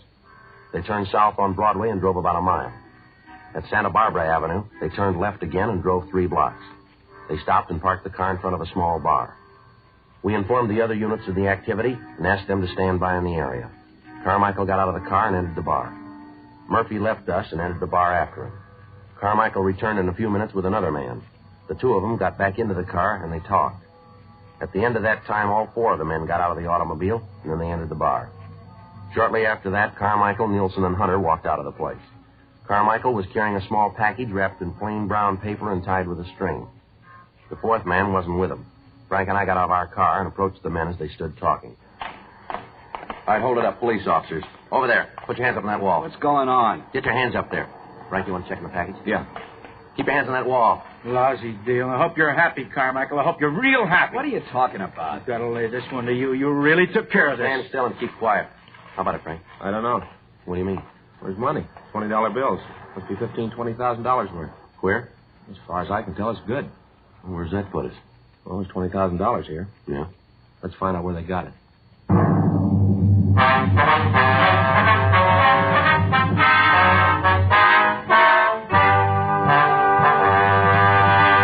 You are listening to Dragnet, the authentic story of your police force in action. There are good reasons why thousands of people are changing to Chesterfield every day. Why Chesterfield is the largest selling two-way cigarette in America. Why Chesterfield is best for me and best for you. People these days want facts. When you want people to use your product, you have to tell them what effect it has on people who do use it regularly. That's why a doctor has examined for almost 2 years a large group of Chesterfield smokers. 45% of them have, on the average, been smoking Chesterfields for well over 10 years. What is the effect on these people from smoking Chesterfield? No adverse effects to the nose, throat, and sinuses, says the doctor. Consider Chesterfield's record with these smokers, with millions of other smokers throughout America. Another good reason for you to change to Chesterfield. Regular or king size, Chesterfield is best for me, best for you.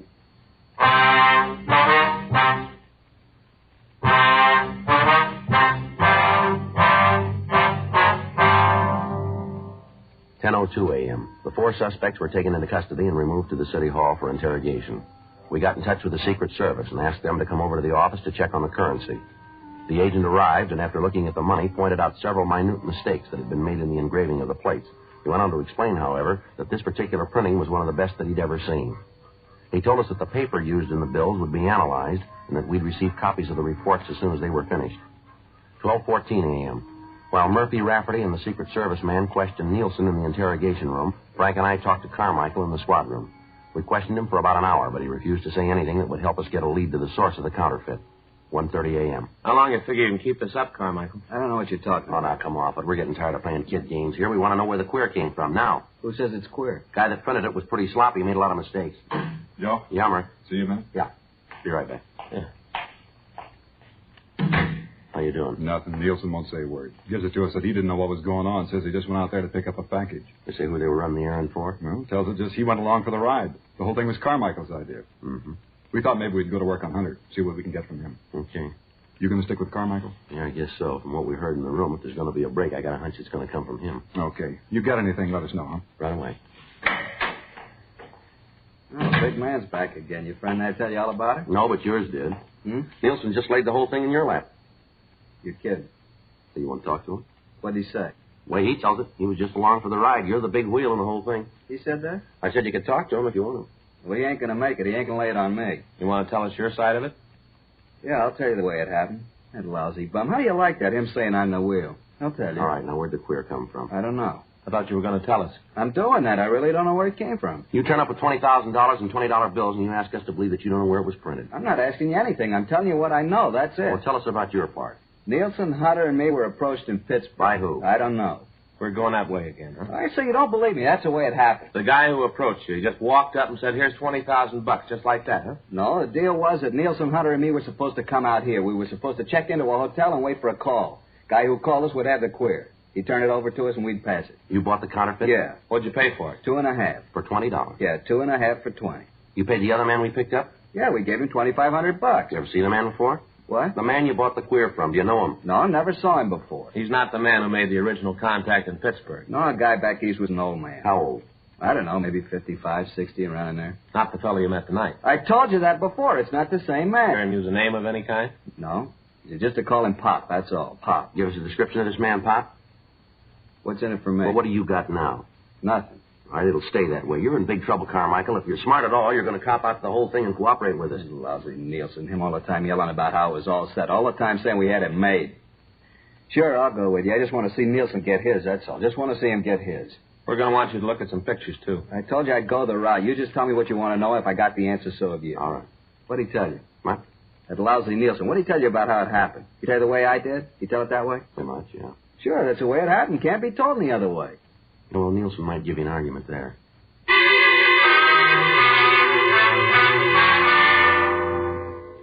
Further interrogation of the other three men in the operation served to corroborate the story that we'd been given by Carmichael.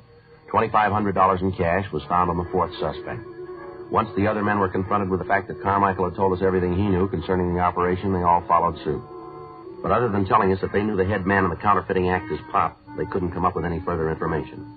From the man who'd been in the bar, we learned that he'd met Pop in Pittsburgh. He also told us that as far as he knew, the counterfeiter had been in prison at one time or another.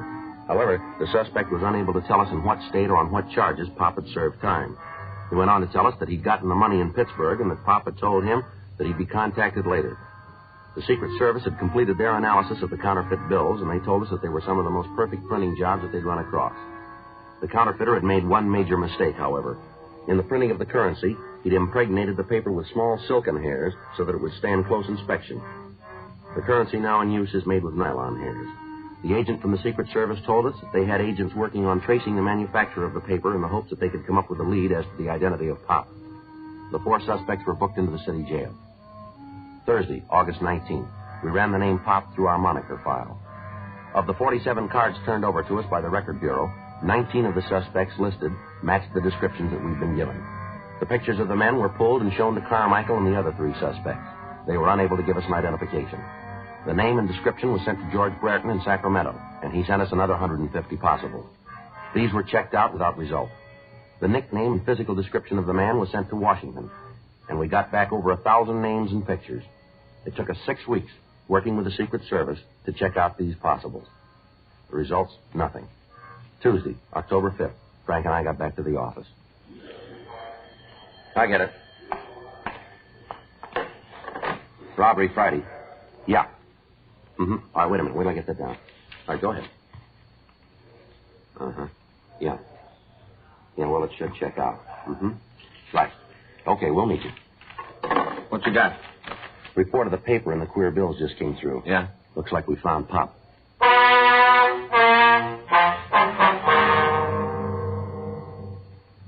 In checking the manufacturers of paper similar to that used in the counterfeit $20 bills, the Secret Service had come up with the name of a small print shop in the eastern section of Los Angeles. The paper used was of an unusual type, and there were not many orders for it. This particular shop had ordered large quantities of it in the past and was continuing to use it. In checking out the name of the man on the order blanks, the Secret Service had found that he'd been convicted of robbery and had served a term in the federal penitentiary in Atlanta. He'd been released and had come to California and opened a small print shop. We spent the next 2 days checking the suspect out. His name was given as Stanley Jackson, age 47. For the next week, the print shop and Jackson himself were kept under constant surveillance. On Thursday, October 14th at 11:50 p.m., the suspect was followed to his print shop. I'll cover the front of the shop, Joe. Right, mate. Come on, Frank. Yeah. Joe? Yeah. Sounds like a press, doesn't it? Yeah. Come on. Back door's around here. You see what's going on in there? No. Got the windows all painted over. What do you figure? Well, it doesn't leave us with a lot of choice. If we go in and he's not printing counterfeit, we're going to make him so hinky that we might never nail him. Yeah. If we don't go in, he might get rid of the plates, and we're in trouble there, too. Yeah, like I said, we haven't got much choice, have we? All right, let's go. What's going on? What are you doing in Police here? officers, you're under arrest. You want to check the press, Frank? You have no right to come in here like this. I know my rights. You haven't got a warrant. You've got no right to act like this. Want to kill it, Frank? I got it. The plates are in the press, Joe. Doing the green overlay. Take a look. You haven't got any right touching those. They're mine. They belong to me, mister. Where'd you get the plates, Jackson? They're good, aren't they, mister? The very best. Where'd you get them? Made them. Made them myself. Where'd you learn engraving? In prison. When they sent me to prison, I learned all about engraving. Real engraving. Not photo process, but the real thing. Finest plates I've ever seen. The best. Beautiful money, isn't it? Best I've ever seen. Fool anybody. Did it all myself. Pass it anywhere. Fool anybody, anywhere. Yeah. Just look at it, mister. That's a genuine article, isn't it? Real money. It's perfect. Absolutely perfect, mister. No, you're wrong there. The government didn't print it.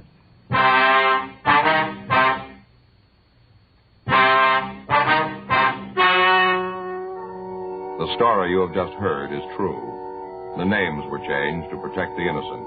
On January 11th, trial was held in federal court, Southern District of California. In a moment, the results of that trial. Now, here is our star, Jack Webb. Thank you, George Fenneman. Friends, we've tried very hard to set a Dragnet standard. Now, to put that in just a few words, we try to make each program the kind of entertainment that you want. Now, we're going to keep working real hard at that. And you know, the people who make Chesterfields feel the same way about their cigarette. To sell a product, you have to make it good and keep it good. And the latest reports from our research lab shows Chesterfield is highest in quality. Highest in quality, low in nicotine. Smoke America's most popular two-way cigarette. Chesterfield, regular or king size. They're milder, they're satisfying, they're best for me, best for you.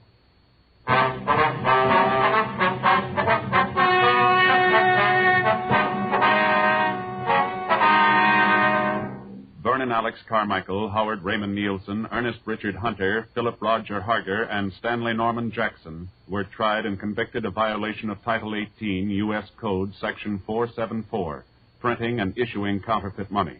Violation of this title is punishable by a fine of $5,000 and imprisonment in a federal penitentiary for a period not to exceed 15 years.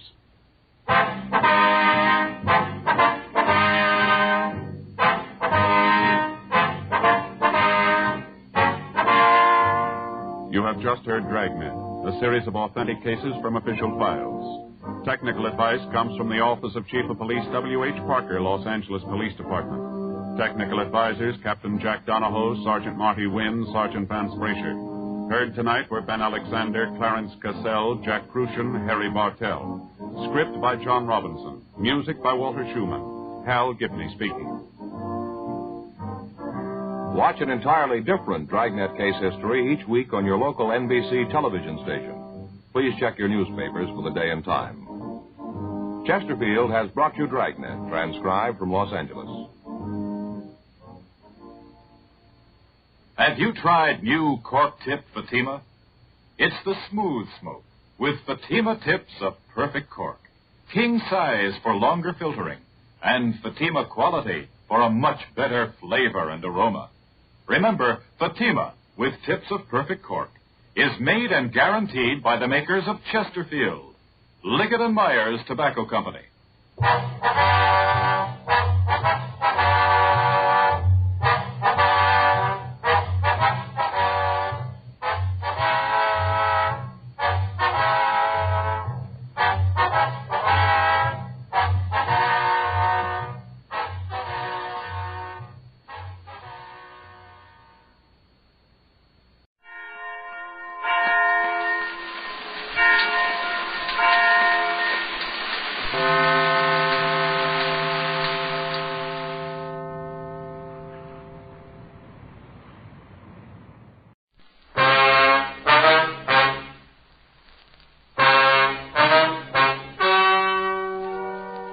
Ladies and gentlemen, the story you are about to hear is true.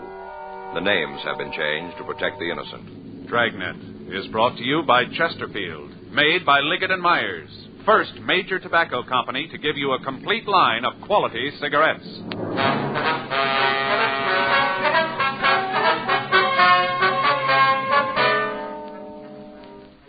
You're a detective sergeant. You're assigned to homicide detail. A young girl has been found in a cheap hotel room, apparently an attempted suicide. There's reason to suspect foul play. Your job, investigate. To sell a product, you have to make it good and keep it good. What do the latest reports show about Chesterfield?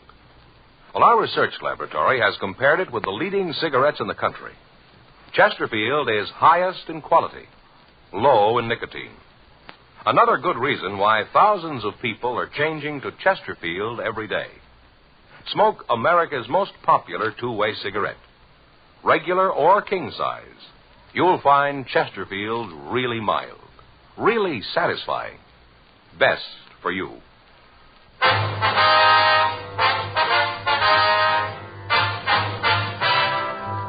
Dragnet, the documented drama of an actual crime.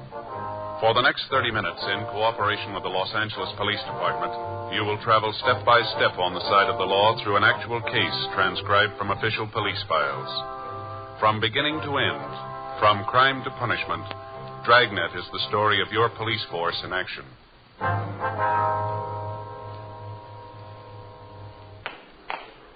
It was Thursday, November 19th. It was warm in Los Angeles. We were working the day watch out of homicide detail. My partner's Frank Smith. The boss is Captain Lorman. My name's Friday. We just gotten a call from Georgia Street Receiving Hospital, and it was 9:46 a.m. when we got to the second floor. The treatment room. Yes? Could I see Dr. Hall, please? Come in, Joe. Joe, Frank? Hi, Doc. Is this the girl? Yeah. How's she doing? I'm not sure yet. Just finished the transfusion. Well, when are you going to know? We think she's going to live, but there's no way of telling right now how much damage has been done to the brain tissue. Mm-hmm. Bad bruise on her face. Must have received a bad blow. Might have gotten when she fell. Mm-hmm. Let's go outside, huh? I can use a smoke. Okay. Well, if there's any change, I'll be out in the hall. All right, Doctor. You got a cigarette? I'm fresh out. Yeah, here you are. Frank? Yeah, thanks. Here's a match. Thanks. I didn't know you gave transfusions in cases like this, Doc. Don't have to very often. You see, a thing like this, the carbon monoxide in the gas joins with the hemoglobin in the red cells, won't let go. Blood takes the monoxide through the system and suffocates the brain tissue. We've given her some choramine, helps speed up the heart action. Wait, look, she's got a good chance of living, but we won't know how bad it really is until later. It's a rough one, isn't it? You find out who she is? Well, according to the stuff we found in her wallet, her name's Mona Fenton. Another thing that doesn't make much sense, Doc. She registered into the hotel as Mrs. John Norris. Near as we can find out, she wasn't married. How'd you come up with that? Well, when the office got word about it, we tried to get in touch with her husband. We called the phone number on the ID that we found in her wallet, talked with her mother. She says the girl's single. How about the guy she was with? You been able to talk to him? No, haven't found out who he is. Name doesn't check out, huh? Not that we can find. How about the mother? She give you anything? Well, we just talked to her for a minute. We're going over there when we leave here. Maybe she can come up with some answers. I sure hope so. A couple of more questions you can ask her. Yeah? What's that? Find out if the girl's been under a doctor's care. What do you mean? Checked her over when she came in. Found marks. On her arms? Yeah. I think she's an addict.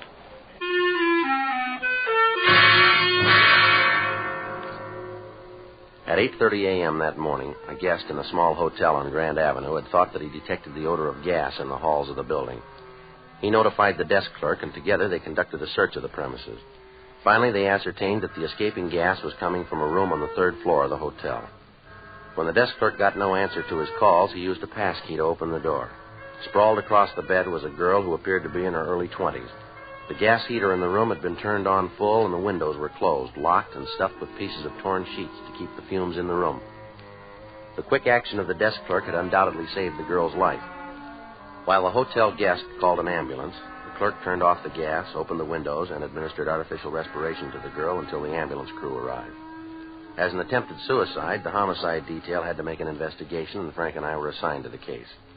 After we talked to Doc Hall at Georgia Street Receiving Hospital, we drove down to the hotel where the girl had been found. Right in here. Anybody been in this room since the other officers left? No, sir. Told me to lock it until you could see it. All right, sir. Now, this is just the way you found it, is that right? Well, yes, of course. The gas is turned off, and I opened the windows, but everything else is the same. I see. From what you said on the phone, she came in last night, is that right? Yes, sir. At least that's what the registration book says. They checked in at 10:15. Did you take care of them? No, I was out to dinner when they got here. Who checked them in? Jeff Christensen. See you around? No, not right now. He'll probably be back tonight. You know where we can find him? I don't know. See, Jeff got paid last night. Got his week's wages. Last I saw him, he was on his way out on the town with some of his friends. Jeff goes out on the town. Maybe we don't see him a couple of days. I see. But you figure he'll be back tonight, huh? Oh, yes. Jeff only worked a couple of days last week, so he ain't going to go on much of the town. Mm-hmm. Did you see the man Miss Fenton came in with? No, I didn't. You were already in the room when I got back from dinner. I checked the book. I got the money from Jeff before I left. The man must have gone out sometime early this morning. I guess I was asleep. My room's just back of the desk. Fella must have got out while I was asleep. I see. Did you get any calls from the room at all? Not a one. Like I told those uniformed officers we here, I didn't see them at all. Not a peep of them. Matter of fact, I was thinking how nice and quiet they were. But the way the room looks, they sure must have had some sort of argument. Yes, sir. Would you know if they brought any baggage with them? Matter of fact, I know they didn't. Sure looks like they did some heavy drinking, don't it? Mm-hmm. Yeah. Glasses. That bottle's almost empty. Yeah. I'd rather you wouldn't touch the bottle. Oh, yeah, well, I won't. Say, you talked to the girls' people yet? No, sir, we haven't. But you're planning to see them, aren't you? Yes, sir. Yeah, I wonder if you'd do me a favor. You know when you see her people?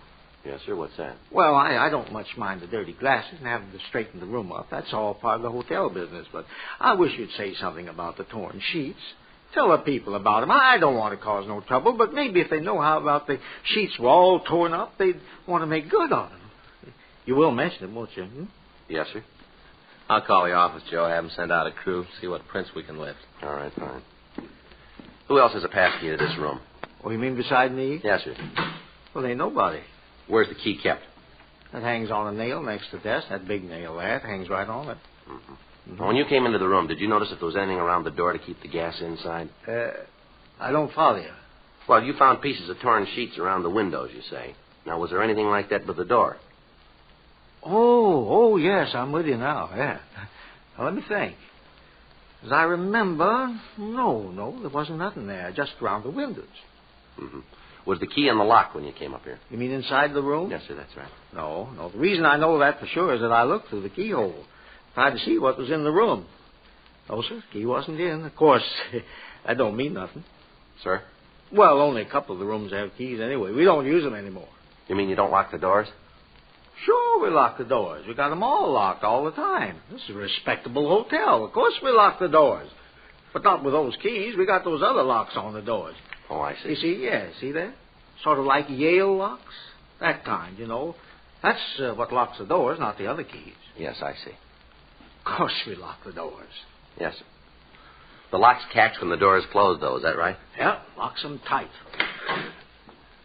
I got in touch with Lee Jones, Joe. He sent a crew right over. Good. I checked with Doc Hall. How's the girl? Oh, she's coming along. Doc says she's doing better. Oh, these fellas that you're going to have roaming around here, what's this all about? There's something wrong?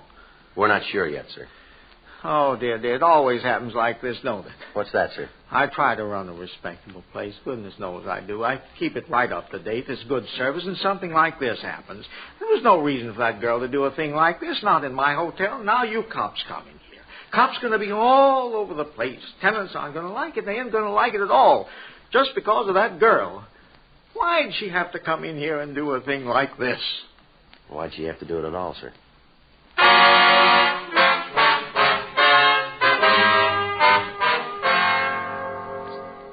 11:26 a.m. We questioned the people in the hotel. None of them could remember hearing any undue noise coming from the room where the girl had tried to kill herself. Normally, the investigation would have been routine, but with the possibility of foul play, we had to check every angle and then check it again. The crew from the crime lab arrived and went over the room. Under the bed, they found an empty capsule, the type commonly used to dispense heroin. They also came up with a clean set of fingerprints on both glasses. They were photographed, and the water glasses themselves were removed to the crime lab to be booked as evidence. The registration card the couple had signed was turned over to Don Meyer in handwriting. The name was checked through our record bureau, through the phone book, and through the city directory, but when the leads were checked out, we were no further in knowing who the man was who'd taken the room with Mona Fenton. Word was left at the hotel for the handyman to contact us as soon as he returned. Word was also left that if the man who'd registered with the Fenton girl returned, we were to be called. 11:45 a.m. The men from the crime lab finished their investigation and returned to the office to compile the results. Frank and I left the hotel and drove out to the address listed on the girl's identification. It was a large white colonial home near one of the colleges. We rang the doorbell and waited. Yes? Mrs. Fenton? Yes, that's right. What is it you want? Police officers would like to talk to you. Oh, come in. Thank you. It's about Mona, isn't it? Yes, ma'am. I knew something like this would happen. I knew it all along. Beg your pardon? When she first had this crazy idea, when she first told me about it, I knew. Kids, try to tell them. Just try, and they tell you that times have changed. They say that you're not keeping up with the time. They know it all. Nobody can tell them anything. Well, what idea is this, Mrs. Fenton? When she wanted to quit school and take the job in that drive-in restaurant, the most ridiculous thing I ever heard of. But nobody could talk her out of it. Lord knows I tried. I knew something like this would happen. I just knew it. Yes, ma'am. Do you know any reason why your daughter might want to take her own life? Are you a policeman, too? Yes, ma'am. I'm Frank Smith. This is my partner, Joe Friday. How do you do? How are you, ma'am? Do you know any reason why your daughter might want to kill herself? It's a little hard to say, Mr. Friday. What's that? Mona and I had quite an argument about her leaving school. It was one of those silly things that starts and gets all out of hand, you know. We both have pride, and neither one of us was going to back down. Mm-hmm. I haven't seen Mona to talk to for over a month. Does she live here, ma'am? Yes, she does, Mr. Smith. But there's an outside entrance to her room. She comes and goes as she pleases. Doesn't eat her meals here, so I hardly ever see her. Mm-hmm. Do you know if she's been under a doctor's care? No, I don't think so. Why do you ask that? Well, is your daughter a diabetic? No, she isn't, Mr. Friday. Well, these questions about Mona and a doctor, what are you trying to find out? Does your daughter have any special boyfriends, Mrs. Fenton? She did have. Who was that? Richard Burdick, nice boy. Mona and he were planning to get married when they got out of school. Then, along with everything else, that just blew up. Everything seemed to go all at the same time. Did your daughter have any trouble with this Burdick? No, nothing you could call real trouble. It's just that they agreed to disagree. It was Mona's idea. Richard didn't want anything to change. She was very much in love with her. Uh-huh. Does he know about this? I don't think so, Miss Fenton. We haven't told him. I don't know what he's going to do when he hears about it. It's going to hit him awfully hard. He's the sensitive type. Does your daughter have any close friends that she might confide in? I suppose she does. She's talked about some of the girls where she worked. Would you give us their names, please? Oh, yes, I will. I'll write them down for you, those I can remember. All right, fine. Has your daughter been in good spirits lately? As far as I know, yes. She's always seemed happy enough when I saw her. I told you we haven't said much more than hello the last month, but she seemed happy. Mm-hmm. You said that she broke up with this Burdick boy. Is that right? Yes. When was that? 6 weeks, 2 months ago. You know what caused it? The job, all the other things. Mona kept making dates with him and then breaking them at the last minute. I guess Richard just got tired of being stood up. Well, did he and your daughter have any arguments that you know of? No. They just decided that it wouldn't work out for them. They just decided to stop seeing each other. Did your daughter have any other steady boyfriends? Anyone that she saw quite a bit of, maybe? Well, there was one boy. He was quite a bit older than Mona. She saw a lot of him the last couple of weeks. You know who he was? No, I never met him. I only saw him once. What if you could describe him for us? No, I'm afraid I can't. He drove by for Mona one night, going to pick her up for a date. Parked out in front and honked the horn. I see. I went to the front door to tell him to come in. Mona wasn't ready yet, but he wouldn't. Just sat out there and waited. I didn't get a good look at him. Could you describe the car for us? Not good. It was one of those foreign cars, a convertible. I think it might have been a Jaguar. I'm not sure about that, though. But you're sure it wasn't an American automobile? Yes, I'm sure about that. All right. How about the color of the car? Can you tell us that? It was awfully dark out there. I'm not sure. I'd rather not say, officer, if I can't be sure. You understand that. I wouldn't want to tell you something and then have it turn out to be wrong. You can understand that, can't you? Yes, ma'am, of course. Did you see Mona this morning? Yes, we did. Is she all right? They think so, yes. Aren't you sure? Well, when we talked to the doctor, they were doing everything they could. They seemed to think that she was going to be all right. Thank God. It's so hard, Mr. Friday, to know that your child is sick, that she tried to kill herself, to want to go to her and not be able to. It's so hard. Try to take it easy if you can, Miss Fenton. If you'll just give us the names of the girls that she might know, we'll be on our way. Yes, I'll write them for you. Thank you. Excuse me? Shirley? Hello? Yes, it is. What? Yes, they're here. Just a moment. It's for you. I'll get it, Joe. I'll get those names for you, Mr. Friday. All right, fine. Did your daughter ever refer to this man in the foreign car by name? No, I don't think she did. All I know is that Whenever she went out with him, it was the big date of the bunch. How often did she see him? Maybe a couple of times a week. Might have been more. I had no way of knowing what she was doing. She kept pretty much to herself when she met him, but I could tell he was the big thing in her life. He was it. Go? Yeah. See a minute? Yes. Excuse me, Miss Fenton. I'll finish this list. Thank you. Yeah. Call was from Jack Smyers at the office. Yeah. Just removed her to the general hospital. Yeah. She had a relapse. They don't think she's going to live.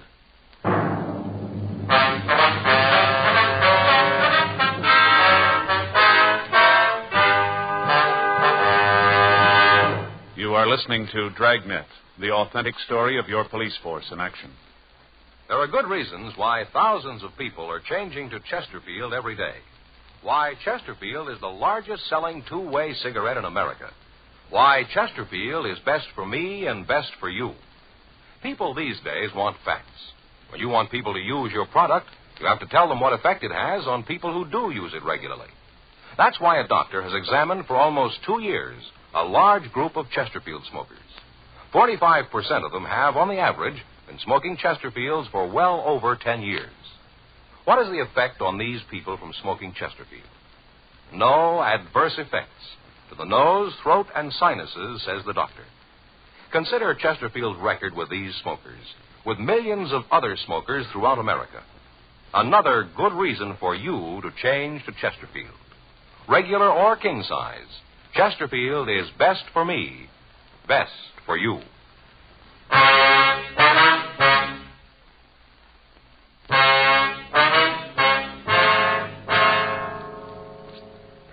We obtained the name of the drive-in restaurant where the Fenton girl was employed. We also got the names of the girls that she worked with and the address of her boyfriend, Richard Burdick. Mrs. Fenton also gave us a list of names of persons who might be able to aid us in the investigation. Under further questioning, the mother was still unable to furnish us with a motive for her daughter's attempt to take her own life. The apparent lack of a motive, or any type of a suicide note, coupled with the bruise on the girl's chin, made the likelihood of foul play more than possible. 12:57 p.m. We left the Fenton home and drove over to the drive-in. We stopped on the way and put in a call to the office. There still hadn't been any report of the handyman at the hotel, the only person who could give us a description of the man who'd registered at the place with the Fenton girl. When we got to the drive-in, we asked about a Peggy Gregson, one of the girls on the list.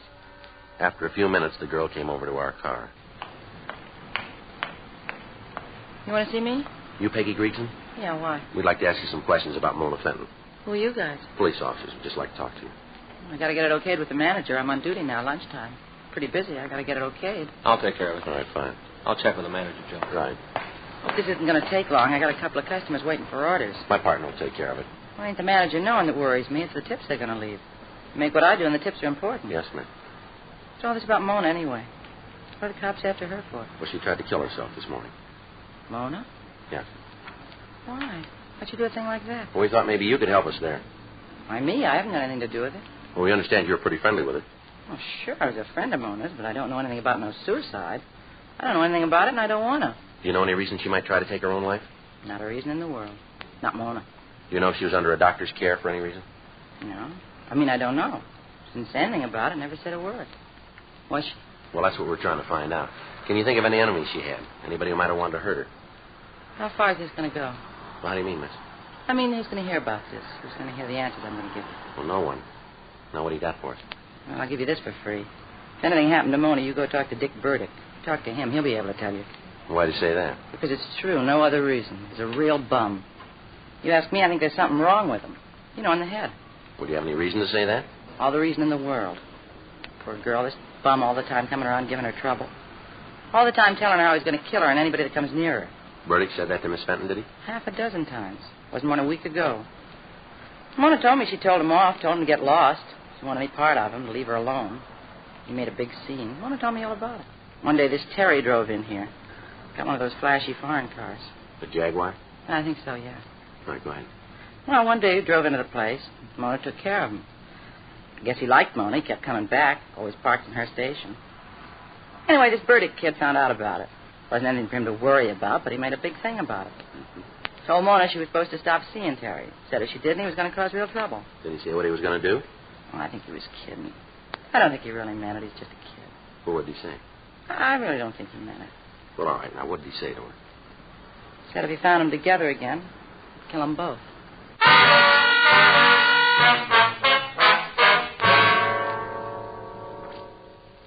We talked to the other girls in the drive-in. From them, we got the same story about the scenes that Richard Burdick had created. We got more information about the threats that he'd made against the Fenton girl and Terry Hamilton. From one of the girls, we got the address of Hamilton. 2:45 p.m. We left the drive-in and drove over to the address of the girl's boyfriend, Richard Burdick. We talked to the landlady. She told us that the Burdick boy had regular habits. He paid his rent on time. He never had any visitors. She told us that he wasn't in his room at that time, but she said that she'd let us in.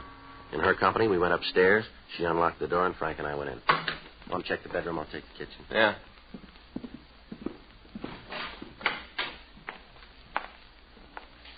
There's nothing out there. How'd you do? Well, looks like we're a little late. What? His clothes are gone. We checked the room further. Every indication was that Richard Burdick had left the apartment in a hurry. We talked to the landlady again. She could give us no reason for his disappearance. She gave us the name of his employer. We put in a call to them, but they told us that Burdick had failed to show up for work that day. 4:15 p.m. We put in a call to the hotel on Grand Avenue, but the handyman still hadn't returned and there'd been no word from him. We went back to the office and checked the name Richard Burdick through R&I, but we found no criminal record for anybody answering his description. We put out a local and an APB on him. At 4:39 p.m., we got a call from General Hospital telling us that the Fenton girl had regained consciousness and that we could talk to her. Frank and I left the office and traveled Code 2 out to the hospital. The doctor on duty told us that the girl was out of danger, but that she was very weak. He asked us not to get her excited, and he led us into her room. Miss Fenton? Yes, who are you? Police officers. Why can't you leave me alone? Go away. Just a couple of questions we'd like to ask you. I don't want to talk to anybody. Why didn't you leave things the way they were? Why didn't you leave me alone? Well, you had a lot of people worried, miss. No reason for it. Be better all the way around if things had happened the way I planned them. And you did try to kill yourself. Yes. Who was with you in that hotel room? You mean Mr. Morris? Yeah. It was Terry. It was always Terry. He was going to marry me, then he didn't. He said he would, and he didn't. That why you did what you did? Yes. You use narcotics, Miss Fenton? Hmm? You use narcotics? Yes, that was Terry's idea, too. I think that's all he wanted with me, just to get me hooked so I'd have to do what he said. I think that was the reason. How about this Richard Burdick? What about him? Do you have anything to do with you deciding to take your own life? In a lot of ways. The biggest mistake I ever made was leaving Richard. I thought it was smart, real smart. I was going to show him. Terry said he'd marry me. He said he was in love with me. He get you started on narcotics? Yeah. At first it wasn't so bad. I loved him, really I did. Then when I had to have the fixes, he changed.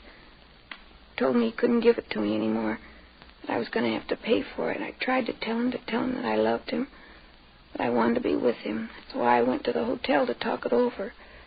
Try to come to an understanding, some kind of an understanding. Mm-hmm.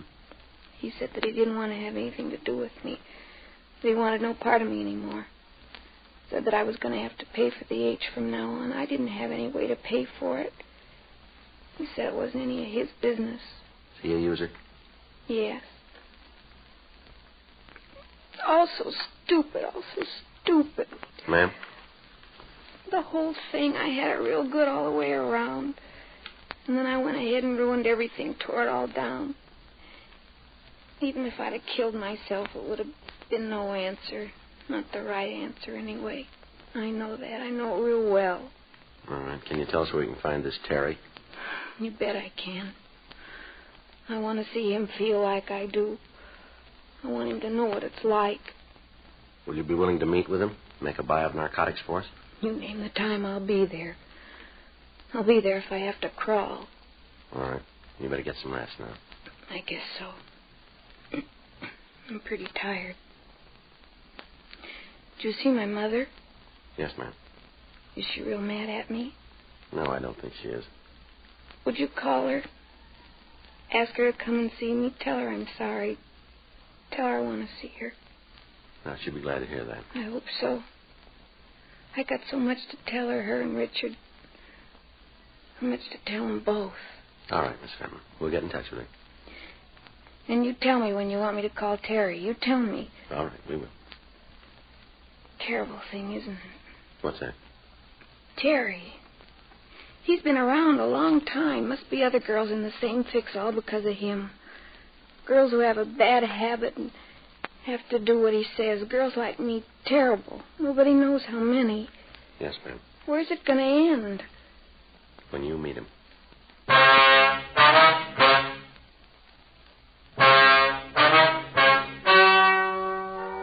The story you have just heard is true. The names were changed to protect the innocent.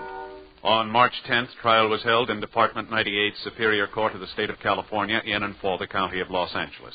In a moment, the results of that trial. Now, here is our star, Jack Webb. Thank you, George Veneman. Obviously, it would be impossible for you to question all the Chesterfield smokers that you'd run into, yet we're convinced that you want to know what effect a product has on people who do use it regularly. Well, Chesterfield tells you. Now, you've heard the report from the doctor who's been examining Chesterfield smokers. No adverse effects to the nose, throat, and sinuses from smoking Chesterfield. I think it would make good sense for you to change to Chesterfield today. Smoke America's most popular two-way cigarette. Regular or king size. You'll find Chesterfield's best for you.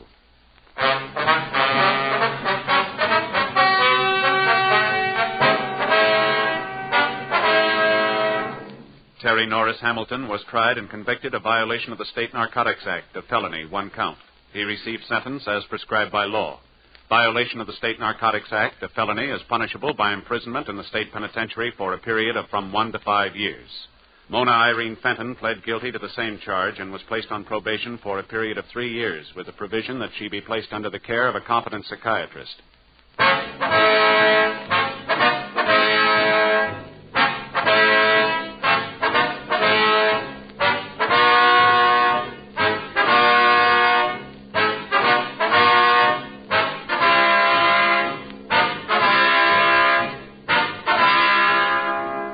You have just heard Dragnet, a series of authentic cases from official files. Technical advice comes from the Office of Chief of Police W.H. Parker, Los Angeles Police Department. Technical advisors, Captain Jack Donahoe, Sergeant Marty Wynn, Sergeant Vance Brasher. Heard tonight were Ben Alexander, Vic Rodman, Virginia Gregg, Gene Tatum. Script by John Robinson. Music by Walter Schumann. Hal Gibney speaking. Watch an entirely different Dragnet case history each week on your local NBC television station. Please check your newspapers for the day and time. Chesterfield has brought you Dragnet, transcribed from Los Angeles.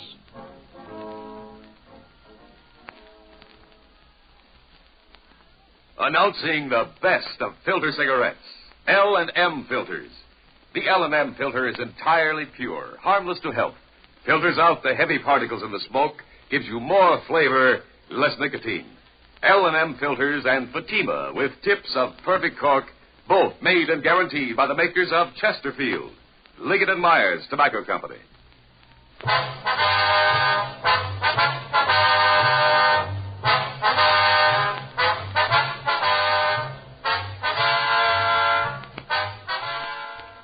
Hear John Cameron Swayze and the news next on the NBC Radio Network.